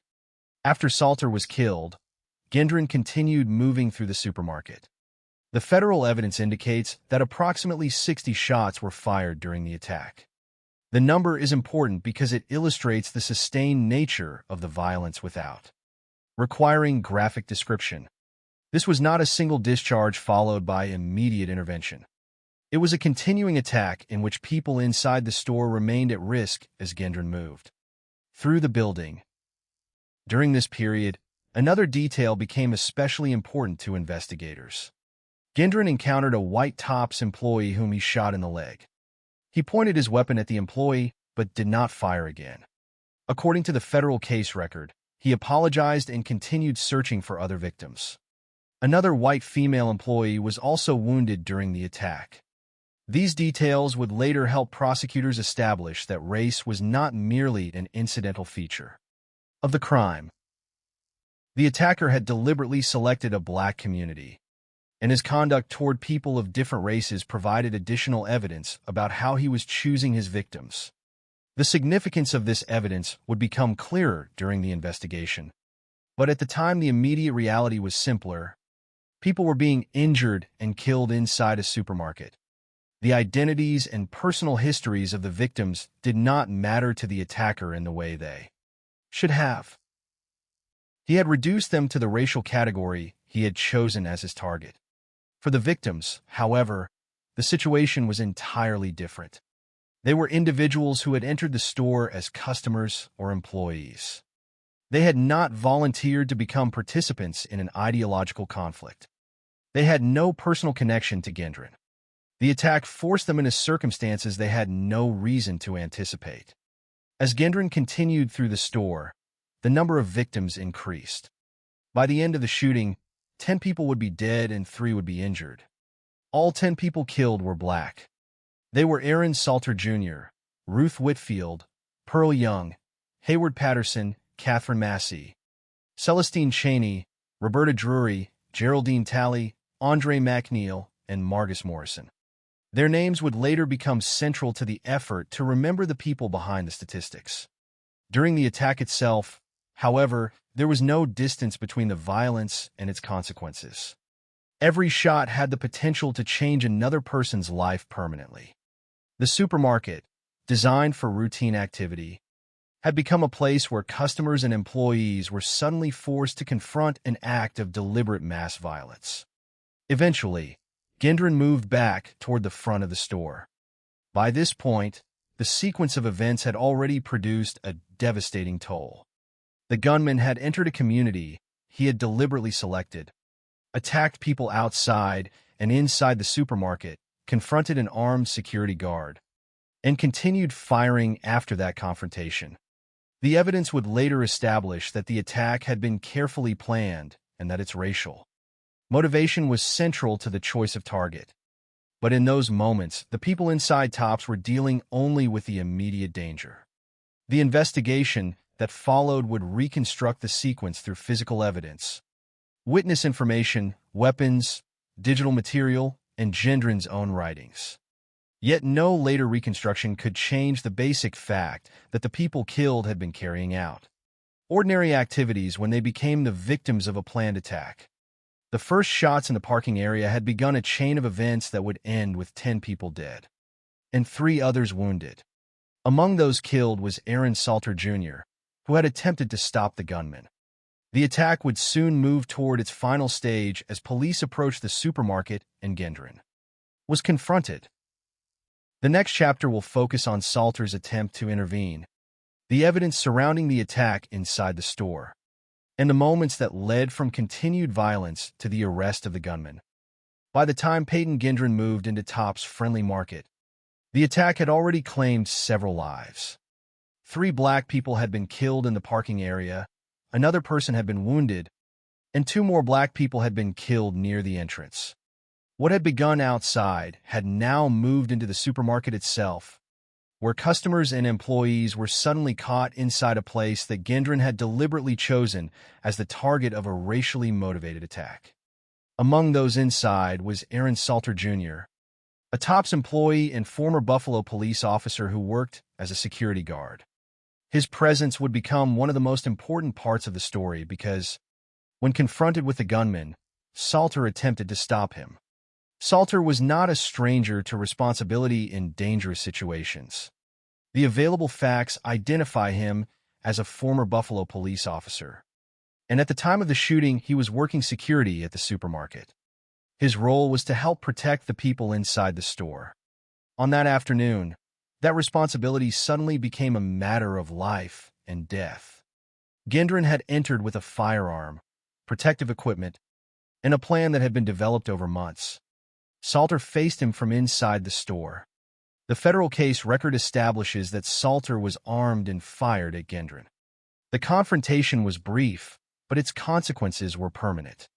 Gendron survived because his body armor protected him. He then fired back at Salter, killing him. The exchange demonstrated a critical feature of the attack. The gunman had prepared for the possibility of resistance. The body armor he wore was not simply part of the military-style clothing he had chosen. During the confrontation with Salter, it helped him survive being shot and allowed him to continue the attack. For Salter, however, the outcome was fatal. His attempt to intervene ended with his death. It is tempting in stories about mass shootings to focus almost entirely on the attacker, the weapon, or the number of victims. But Salter's role changes the perspective. He was not simply another person caught in the attack. He actively attempted to protect others. The fact that he was a security guard and a former police officer meant that confronting danger was connected to the responsibility he had accepted in his work. The evidence does not provide a detailed account of what Salter was thinking in those final moments, and it would be wrong to invent one. What can be said is that he recognized the threat, possessed a firearm, and used it against the gunman. His actions were an attempt to stop the violence while it was happening. That attempt did not succeed, but it remains an important part of the sequence because it shows that the attack encountered resistance inside the store. The death of Salter also revealed the importance of the equipment Gendron had brought with him. Investigators later identified body armor among the gear he wore during the attack. When Salter fired at him, the armor helped protect him. The consequence was that a person attempting to stop the gunman was killed while the attacker remained capable of continuing. This was not an abstract detail in the investigation. It was a direct connection between preparation and outcome. Gendron had spent months planning the attack, and the equipment he brought into Tops affected what happened when someone resisted. After killing Salter, Gendron continued moving through the supermarket. The attack did not end with the confrontation. Instead, it continued across the store, increasing the number of people wounded and killed. The fact that Salter had attempted to intervene, therefore, did not mark the end of the danger. It was one moment within a larger sequence. Investigators would later determine that approximately 60 shots had been fired during the attack. The number illustrates how prolonged and sustained the violence was. But behind that number were individual people who had been forced into a situation they had never chosen. The supermarket was still a workplace and a neighborhood store, but the ordinary purpose of the building had been replaced by the immediate need to survive. The investigation would later examine the movements of the gunman and the evidence left behind. But the central human reality remained unchanged. Salter was dead, and other people were still in danger. Another detail from inside the store would later become significant because it offered evidence about how Gendron selected his victims. During his movement through the supermarket, he encountered a white Tops employee. The employee had been shot in the leg and was injured. Gendron pointed his weapon at him, but did not fire again. According to the federal case record, Gendron apologized and continued searching for other victims. Another white female employee was also wounded during the attack. These details became important because they supported the conclusion that the race of the people present was not incidental to the attacker's choices. The surrounding community had been selected because of its black population, and the conduct inside the store provided further evidence that Gendron's racial ideology influenced whom he intended to kill. The distinction was stark. A black customer could become a deliberate target. A black employee could become a deliberate target. A white employee who was already injured could be spared from further gunfire after being confronted. The evidence did not require investigators to guess at the motive. Gendron had already written about his ideology, researched black communities, selected Buffalo because of its racial demographics, and chosen Tops as the location of the attack. His conduct inside the store provided another piece of evidence consistent with that pattern. For Salter, however, race was not the defining feature of the moment when he confronted Gendron. His role was that of a security guard responding to a violent threat inside the place where he worked. His attempt to intervene placed him directly in the path of the attacker. The fact that he was killed does not make his action meaningless. It demonstrates the human element that can disappear when an investigation is reduced to statistics and legal terminology. Salter was one person who chose to act in a situation where others were in danger. His decision cannot be separated from the role he held at Tops, and his death became part of the permanent history of the store. The consequences extended beyond the moment of the shooting. Salter's name would later appear alongside the other 9 victims in the legal and investigative records. But the circumstances of his death were different in one important respect. He attempted to stop the person responsible. That attempt forms a bridge between the victims and the investigation. The same evidence that established how the attack unfolded also showed that the gunman had anticipated resistance. The weapon, the body armor, the surveillance of the store, and the subsequent reconstruction of the shooting all became pieces of a larger picture. Gendron had prepared to enter a place where other people would try to protect themselves and others. Salter was one of those people. He did not know the attacker personally. He had no personal grievance with him. He was simply doing his job when the threat appeared. The attack continued after Salter's death, and more people were wounded and killed. Eventually, the gunman would return toward the front of the store, where police would confront him and bring the immediate violence to an end. But Salter's attempt remained one of the defining moments of the incident. It showed that even within a carefully planned attack, the actions of individuals could alter the course of events, even if they could not prevent the tragedy entirely. Aaron Salter Jr. entered the story as an employee and security guard at a neighborhood supermarket. He became one of the 10 people killed at Tops. Between those two facts lies a brief but significant act of resistance. He saw the gunman. He fired at him, and he tried to stop the attack. The body armor defeated that attempt, and Gendron killed him. The shooting continued. Yet Salter's role should not be remembered only as another casualty in a list of 10. He was also someone who attempted to protect the people around him. That distinction matters because the story of Buffalo is ultimately not only about how a gunman planned violence. It is also about the people who were caught inside that plan, the people who tried to resist it, and the people whose ordinary lives were destroyed by it. As the investigation would later show, the confrontation with Salter was only one part of a much larger pattern. Inside Tops, Gendron continued searching for victims, and his treatment of people of different races would provide further evidence of the motive behind the attack. The next chapter examines those moments and what they revealed about the deliberate racial selection at the heart of the crime. After Aaron Salter Jr. was killed, the attack inside Tops' friendly market did not end. Peyton Gendron continued moving through the supermarket, and the people still inside remained in immediate danger. By this stage, several people had already been killed outside and near the entrance, and the confrontation with Salter had demonstrated that the gunman was prepared to continue even after someone attempted to stop him.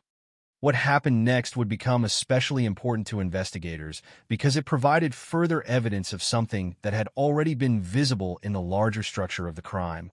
Race was not incidental to Gendron's choice of victims. It was central to it. The evidence surrounding the attack showed that Gendron had deliberately searched for a predominantly black community before selecting Buffalo. He had examined racial demographics, focused on zip code 14208, and chosen Tops' friendly market because it was located within that community.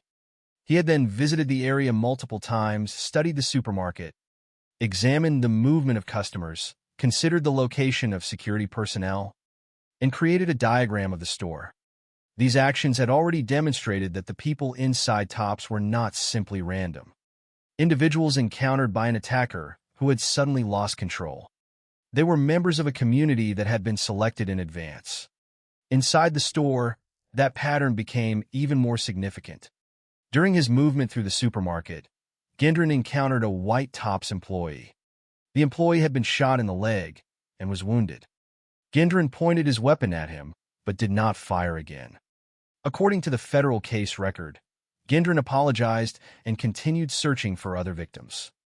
The detail is disturbing not because it creates a mystery about what happened, but because it fits into the broader evidence concerning the attacker's racial motivation. His conduct was not identical toward every person he encountered. The employee was white. Other people who were targeted and killed were black. Another white female employee was also wounded during the attack. The distinction would later become important to prosecutors seeking to establish that the victims' race was a determining factor in the violence. In an ordinary criminal investigation, motive can sometimes be difficult to establish. Investigators may have to reconstruct a person's actions and infer what drove them. The Buffalo case contained unusually direct evidence. Gendron had written a manifesto explaining his extremist beliefs. He had studied the Great Replacement conspiracy theory. He had searched for a community with a large black population. He had chosen a specific location within that community. He had conducted physical reconnaissance. He had prepared a diagram of the store. And during the attack, his behavior toward people of different races provided additional evidence consistent with the conclusion that race was central to his selection of victims.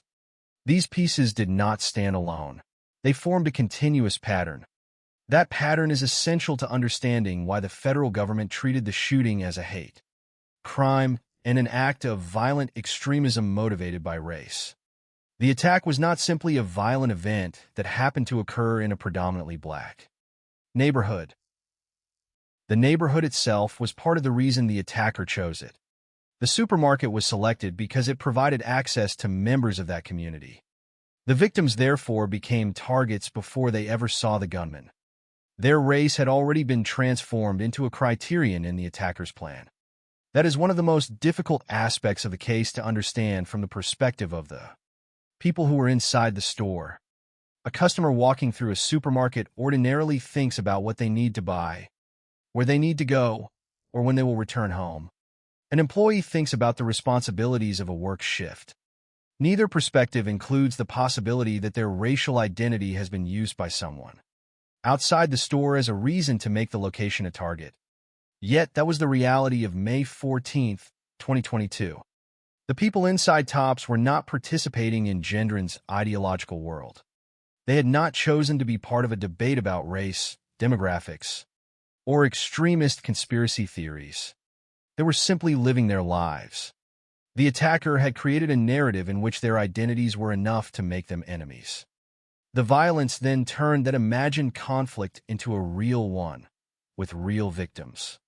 This is why the evidence concerning the white employee is important, but it must also be understood carefully. It does not mean that every white person was automatically safe. A white female employee was also wounded. The fact that white employees were among those injured demonstrates that the attack created danger for everyone present.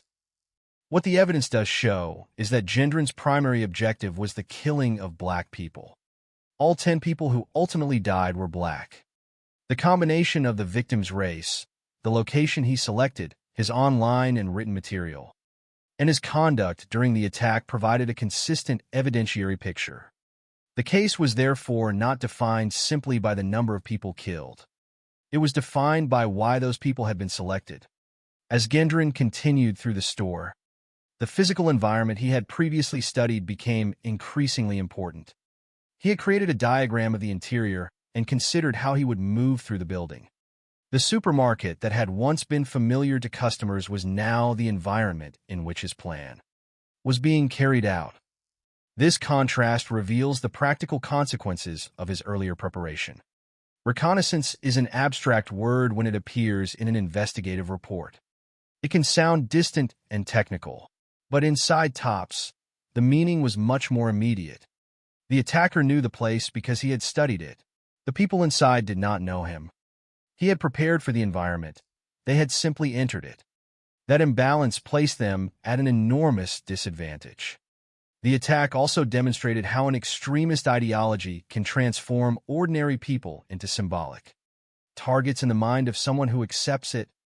Gendron's writings and the markings on his weapon contained racist references and ideas associated with white supremacist ideology.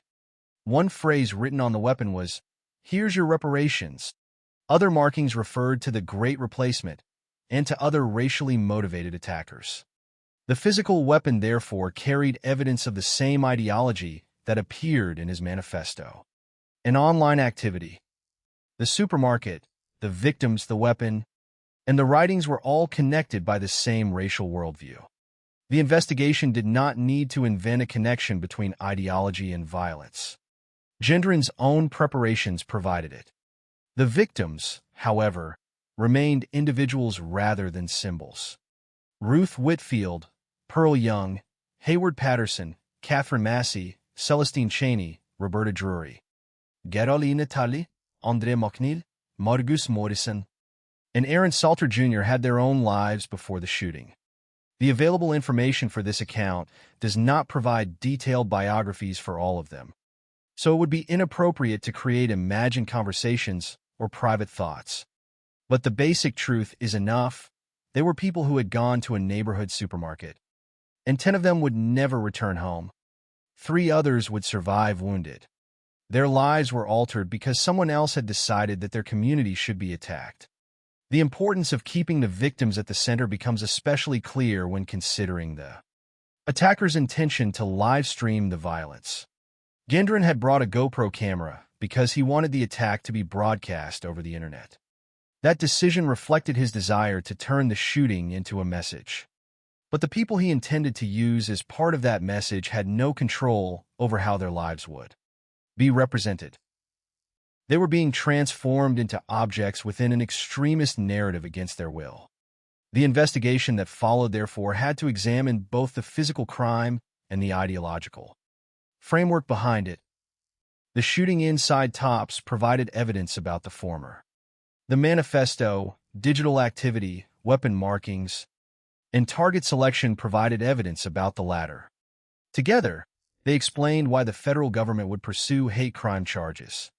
Eventually, the attack would end with Gendron returning toward the front of the store and being confronted by police. But before that happened, the violence had already produced its final human toll. 10 black people were dead. 3 other people had been wounded. The evidence inside the store had begun to reveal the logic behind the attacker's choices. Even as investigators would spend much more time reconstructing the complete picture, the most important conclusion was already becoming unavoidable. The people inside Tops had not been selected because of personal conflicts with Gendron. Their community had been selected because of race. The attack, therefore, represented more than violence in a supermarket. It was an attempt to turn a racist ideology into physical destruction. The next stage of the story would begin when the gunman was finally taken into custody. From that moment, the investigation would shift from stopping the immediate violence to reconstructing everything that had led to it. The weapons, the vehicle, the digital trail, the manifesto, and the evidence that would eventually become the foundation of the federal case. By the time police reached the front of Tops Friendly Market on the afternoon of May 14, 2022, the attack had already taken a devastating toll. 10 people would ultimately be confirmed dead, all of them black, while 3 others had been wounded.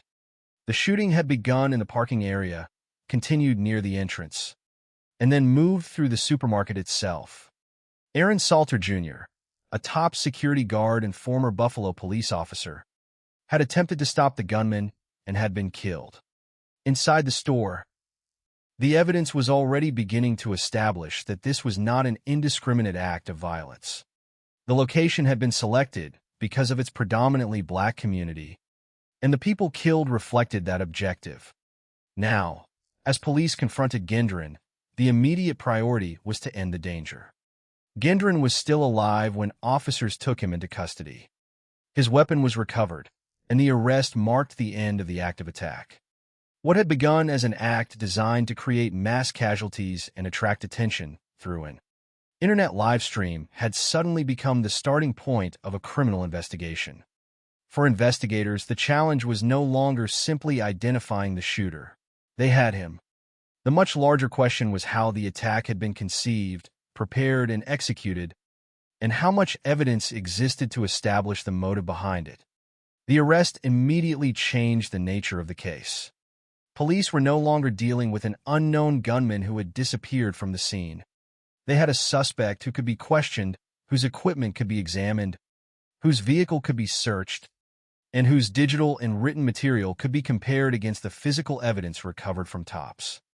The investigation would eventually become both a state and federal case, requiring investigators to reconstruct not only the shooting itself, but also the months that preceded it. One of the first important areas of evidence was Gendron's vehicle. Investigators recovered additional weapons and ammunition from inside it. Among the items found were a loaded 12-gauge shotgun, a loaded bolt-action rifle, and 3 loaded rifle magazines. These discoveries reinforced the conclusion that the shooting involved substantial preparation. The vehicle did not simply contain the weapon that had been used during the attack. It also contained additional loaded firearms and ammunition. For investigators, those items helped establish the broader circumstances surrounding Gendron's arrival at Tops. The evidence suggested that the equipment he brought with him had been selected as part of a planned operation rather than assembled spontaneously after he reached Buffalo. The firearm used in the attack also became a significant piece of evidence for another reason. Investigators found racist phrases and references associated with white supremacist ideology written on the weapon. Among the markings was the phrase, "Here's your reparations." Other references were connected to the Great Replacement conspiracy theory and to individuals associated with racially motivated attacks. The weapon, therefore, became more than an instrument used in the shooting. It became another physical record of the ideology that investigators were already finding elsewhere. The markings were consistent with the material contained in Gendron's manifesto and with the target selection process that had brought him to Buffalo. The investigation could now connect several different categories of evidence. What Gendron had written, what he had researched, where he had traveled, what he had carried, and what he had done inside the supermarket. Each category reinforced the others. The manifesto was particularly important because it provided a written account of his extremist worldview and his plans. Gendron had spent months studying white supremacist ideology and the Great Replacement theory. He had not merely encountered those ideas in passing. According to the federal investigation, he had incorporated them into his thinking and used them to justify the selection of a black community as his target. The manifesto described his motives and contained information related to his preparation for the attack. Investigators, therefore, had an unusually direct source for understanding the attacker's reasoning. Rather than having to construct the motive entirely from witness statements, they could compare his own writings against the physical and digital evidence. The online component of the investigation was equally significant. Gendron had used online platforms in connection with his research and preparations. He had also intended to live-stream the shooting using a GoPro camera. The New York Attorney General's subsequent report examined the role of online platforms in radicalization, preparation, and the live streaming of the attack. This meant that investigators were not examining only a physical crime scene. They were also confronting a digital trail that could reveal how the attacker had developed his plans and how he intended to distribute the attack to an audience beyond Buffalo. The attempted live stream added another dimension to the investigation. It demonstrated that Gendron wanted the shooting to be seen, not simply carried out. The attack was designed to communicate an ideological message as well as inflict physical harm. That intention would later become important in understanding the broader significance of the case. Investigators also examined Gendron's movements before the shooting. His visits to Buffalo were critical because they demonstrated that the selection of tops had been deliberate. He had searched for an area with a large black population within driving distance of Conklin. He had focused on zip code 14208. He had visited the area multiple times, observed the supermarket and its surroundings, studied the flow of customers and the position of security personnel, and created a diagram of the store. On the day of the attack, he had returned to the area approximately 2.5 hours before the shooting. These facts provided a chronological link between planning and execution. The investigation could reconstruct a progression. Gendron developed an extremist worldview, searched for a suitable racial target, selected Buffalo, chose tops, conducted physical reconnaissance, prepared his equipment, and then returned to the location to carry out the attack. That sequence was important because it demonstrated premeditation. It also helped establish the racial motive behind the crime. The victim's race alone could not explain the attack, but when combined with the target selection, the manifesto, the weapon markings, and Gendron's conduct during the shooting, it formed a consistent evidentiary pattern. One detail inside tops became particularly relevant. Gendron encountered a white employee who had been shot in the leg. He pointed his weapon at the employee, but did not fire again. And according to the federal case record, he apologized before continuing to search for other victims. Another white female employee was wounded. These facts became part of the evidence used to demonstrate that Gendron's primary objective was the killing of black people. The federal government would later describe the shooting as a racially motivated hate crime and an act of violent extremism. The investigation therefore moved beyond the basic question of who had fired the shots. The authorities had to establish why the victims had been selected and whether the evidence supported federal hate crime charges. The answer emerged from the accumulated record. Gendron had deliberately targeted a black community. He had studied the demographics of Buffalo. He had selected a supermarket within that community. He had prepared for the attack over months. He had documented his ideology. He had carried a weapon marked with racist references. And during the attack, all 10 people who died were black. These facts would eventually form the foundation of the federal prosecution. The state investigation and federal investigation would proceed alongside one another, producing different but overlapping legal consequences. At the state level, Gendron would eventually plead guilty and receive a sentence of life imprisonment without the possibility of parole.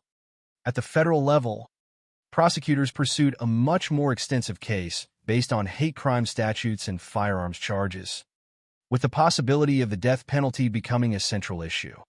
But before the case reached that stage, investigators had to build the evidentiary record carefully.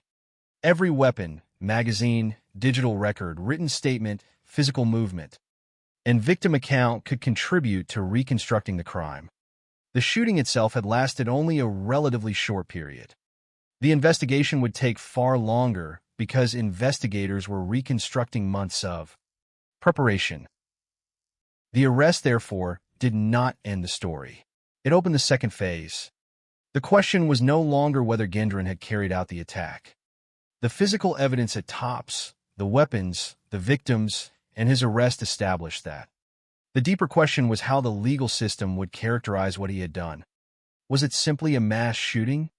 Or was it a deliberately planned hate crime in which racial ideology had determined the location, the victims, and the purpose of the violence? The evidence increasingly pointed toward the latter. The next stage would bring those findings into court, where prosecutors would present the case against Gendron and where the consequences of his actions would be measured through both state and federal law. The arrest of Peyton Gendron ended the immediate danger at Tops Friendly Market. But it did not end the case. The shooting had left 10 people dead and 3 others wounded, and the investigation had produced evidence that went far beyond the physical scene. Investigators had recovered weapons and ammunition, examined Gendron's writings and online activity, reconstructed his movements before the attack, and established that the supermarket had been deliberately selected because it was located within a predominantly black community. The legal system now had to determine how those facts should be treated under both New York and federal law. At the state level, Gendron eventually pleaded guilty and received a sentence of life imprisonment without the possibility of parole. That sentence meant that, under the state case, he would remain in prison for the rest of his life. But the federal case presented a different and more complicated legal path. Federal prosecutors pursued the shooting as a hate crime and an act of violent extremism motivated by race. The federal indictment contained 27 counts. 10 counts involved hate crimes resulting in death. 3 additional counts involved hate crimes connected to the attempted killing of people who were wounded. Another count concerned an effort to kill additional black people. 13 further counts involved the use, carrying, or firing of a firearm during the commission of the offenses. The structure of the indictment reflected the government's argument that the Buffalo shooting was not simply a crime involving firearms and multiple victims. It was a deliberate attack in which racial identity was central to the selection of the target and the intended victims. The evidence supporting that position was extensive. Gendron had searched for an area with a large black population. He had focused on zip code 14208. He had selected Tops Friendly Market. He had visited the location multiple times and studied its layout, customer flow, and security arrangements. On the day of the attack, he returned approximately 2.5 hours before the shooting. He brought military-style clothing, body armor, a Bushmaster XM-15, multiple magazines, and a GoPro camera intended to livestream the attack. He had written a manifesto describing his beliefs and plans. He had studied the racist Great Replacement conspiracy theory. The weapon itself contained racist markings, including the phrase, "Here's your reparations." These facts allowed prosecutors to present the shooting as a connected sequence rather than an unexplained explosion of violence. The racial motive was also supported by what happened inside the supermarket. Gendron encountered a white employee who had been shot in the leg. He pointed his weapon at the employee but did not fire again, and, according to the federal case record, apologized before continuing to search for other victims. Another white female employee was wounded. Meanwhile, all 10 people who were killed were black. No single detail was treated as the entire explanation. Instead, the evidence formed a pattern. The racial composition of the community influenced the selection of Buffalo. The location of Tops was selected because of that community. The victims who died were black. Gendron's writings expressed racist ideology, and his conduct during the attack was consistent with the racial purpose described in his preparations. The federal government therefore characterized the crime as a hate crime and a racially motivated, violent extremist act. The legal process also reflected the seriousness of the federal charges because prosecutors pursued a case that could potentially result in the death penalty. That possibility distinguished the federal proceedings from the state sentence already imposed. At the state level, life without parole had already established the permanent nature of the punishment. At the federal level, the government continued to litigate issues associated with capital punishment and the factors that could be considered when determining the appropriate sentence.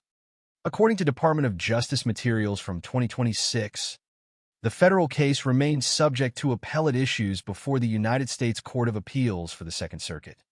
A DOJ filing dated March 30th, 2026, involved the government's response concerning aggravating factors that prosecutors sought to use in the federal death penalty process.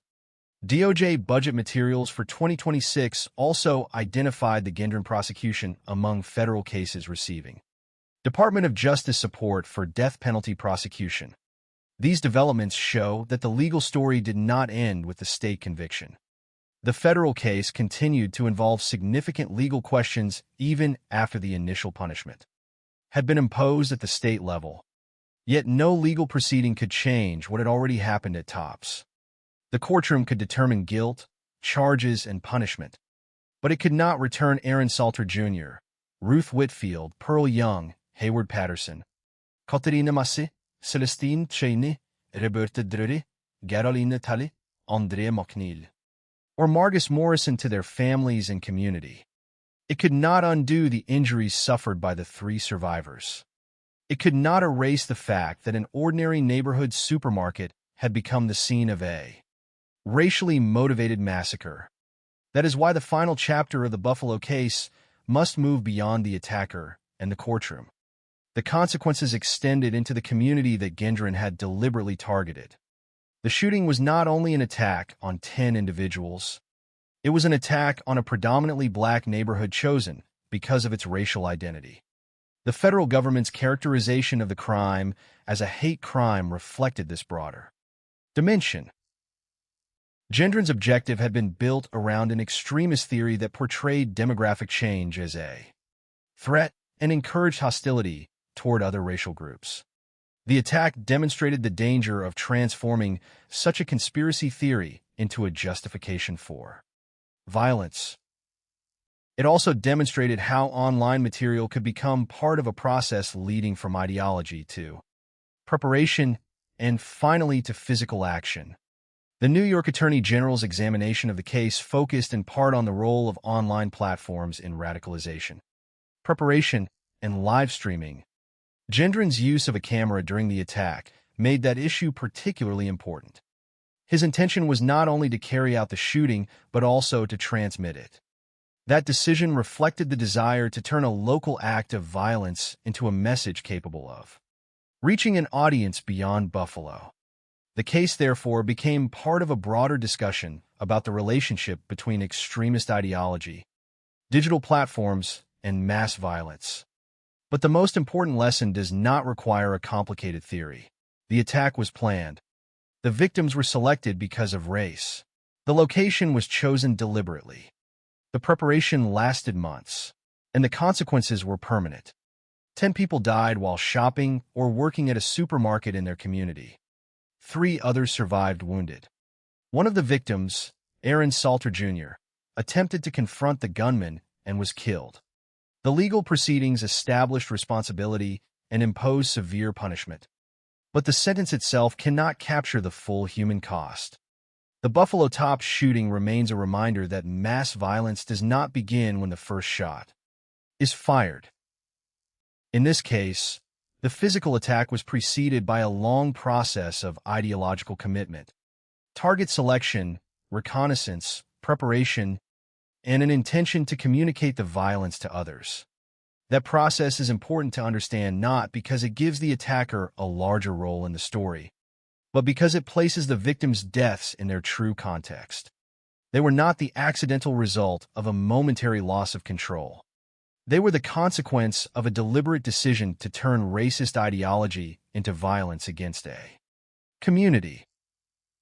The final legal outcome, therefore, has two dimensions. Gendron was held accountable through the New York State case, receiving life imprisonment without parole, while the federal prosecution continued to address hate crime and firearms charges and the possibility of capital punishment. At the same time, the broader significance of the case remained with the people who were killed and those who survived. Their lives existed before the ideology that targeted them ever reached the supermarket. Their deaths cannot be reduced to the number 10, just as the 3 survivors cannot be reduced to a statistic. The Buffalo case is ultimately a story about the consequences of seeing human beings through the lens of racial hatred. Gendron chose a community, chose a store, prepared for the attack, and carried it out. The victims did not choose any part of that story. They were simply there. And that is the fact that should remain at the center of the case. On May 14, 2022, 10 people lost their lives because an 18-year-old attacker deliberately chose their community as the target of a racist act of mass violence. The courts could impose punishment. Investigators could reconstruct the evidence.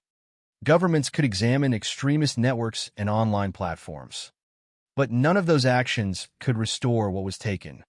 The enduring meaning of Buffalo lies, therefore, not in the notoriety of the perpetrator, but in the lives of the people who were lost, the survivors who endured the attack, and the community that was forced to confront violence directed at it because of race.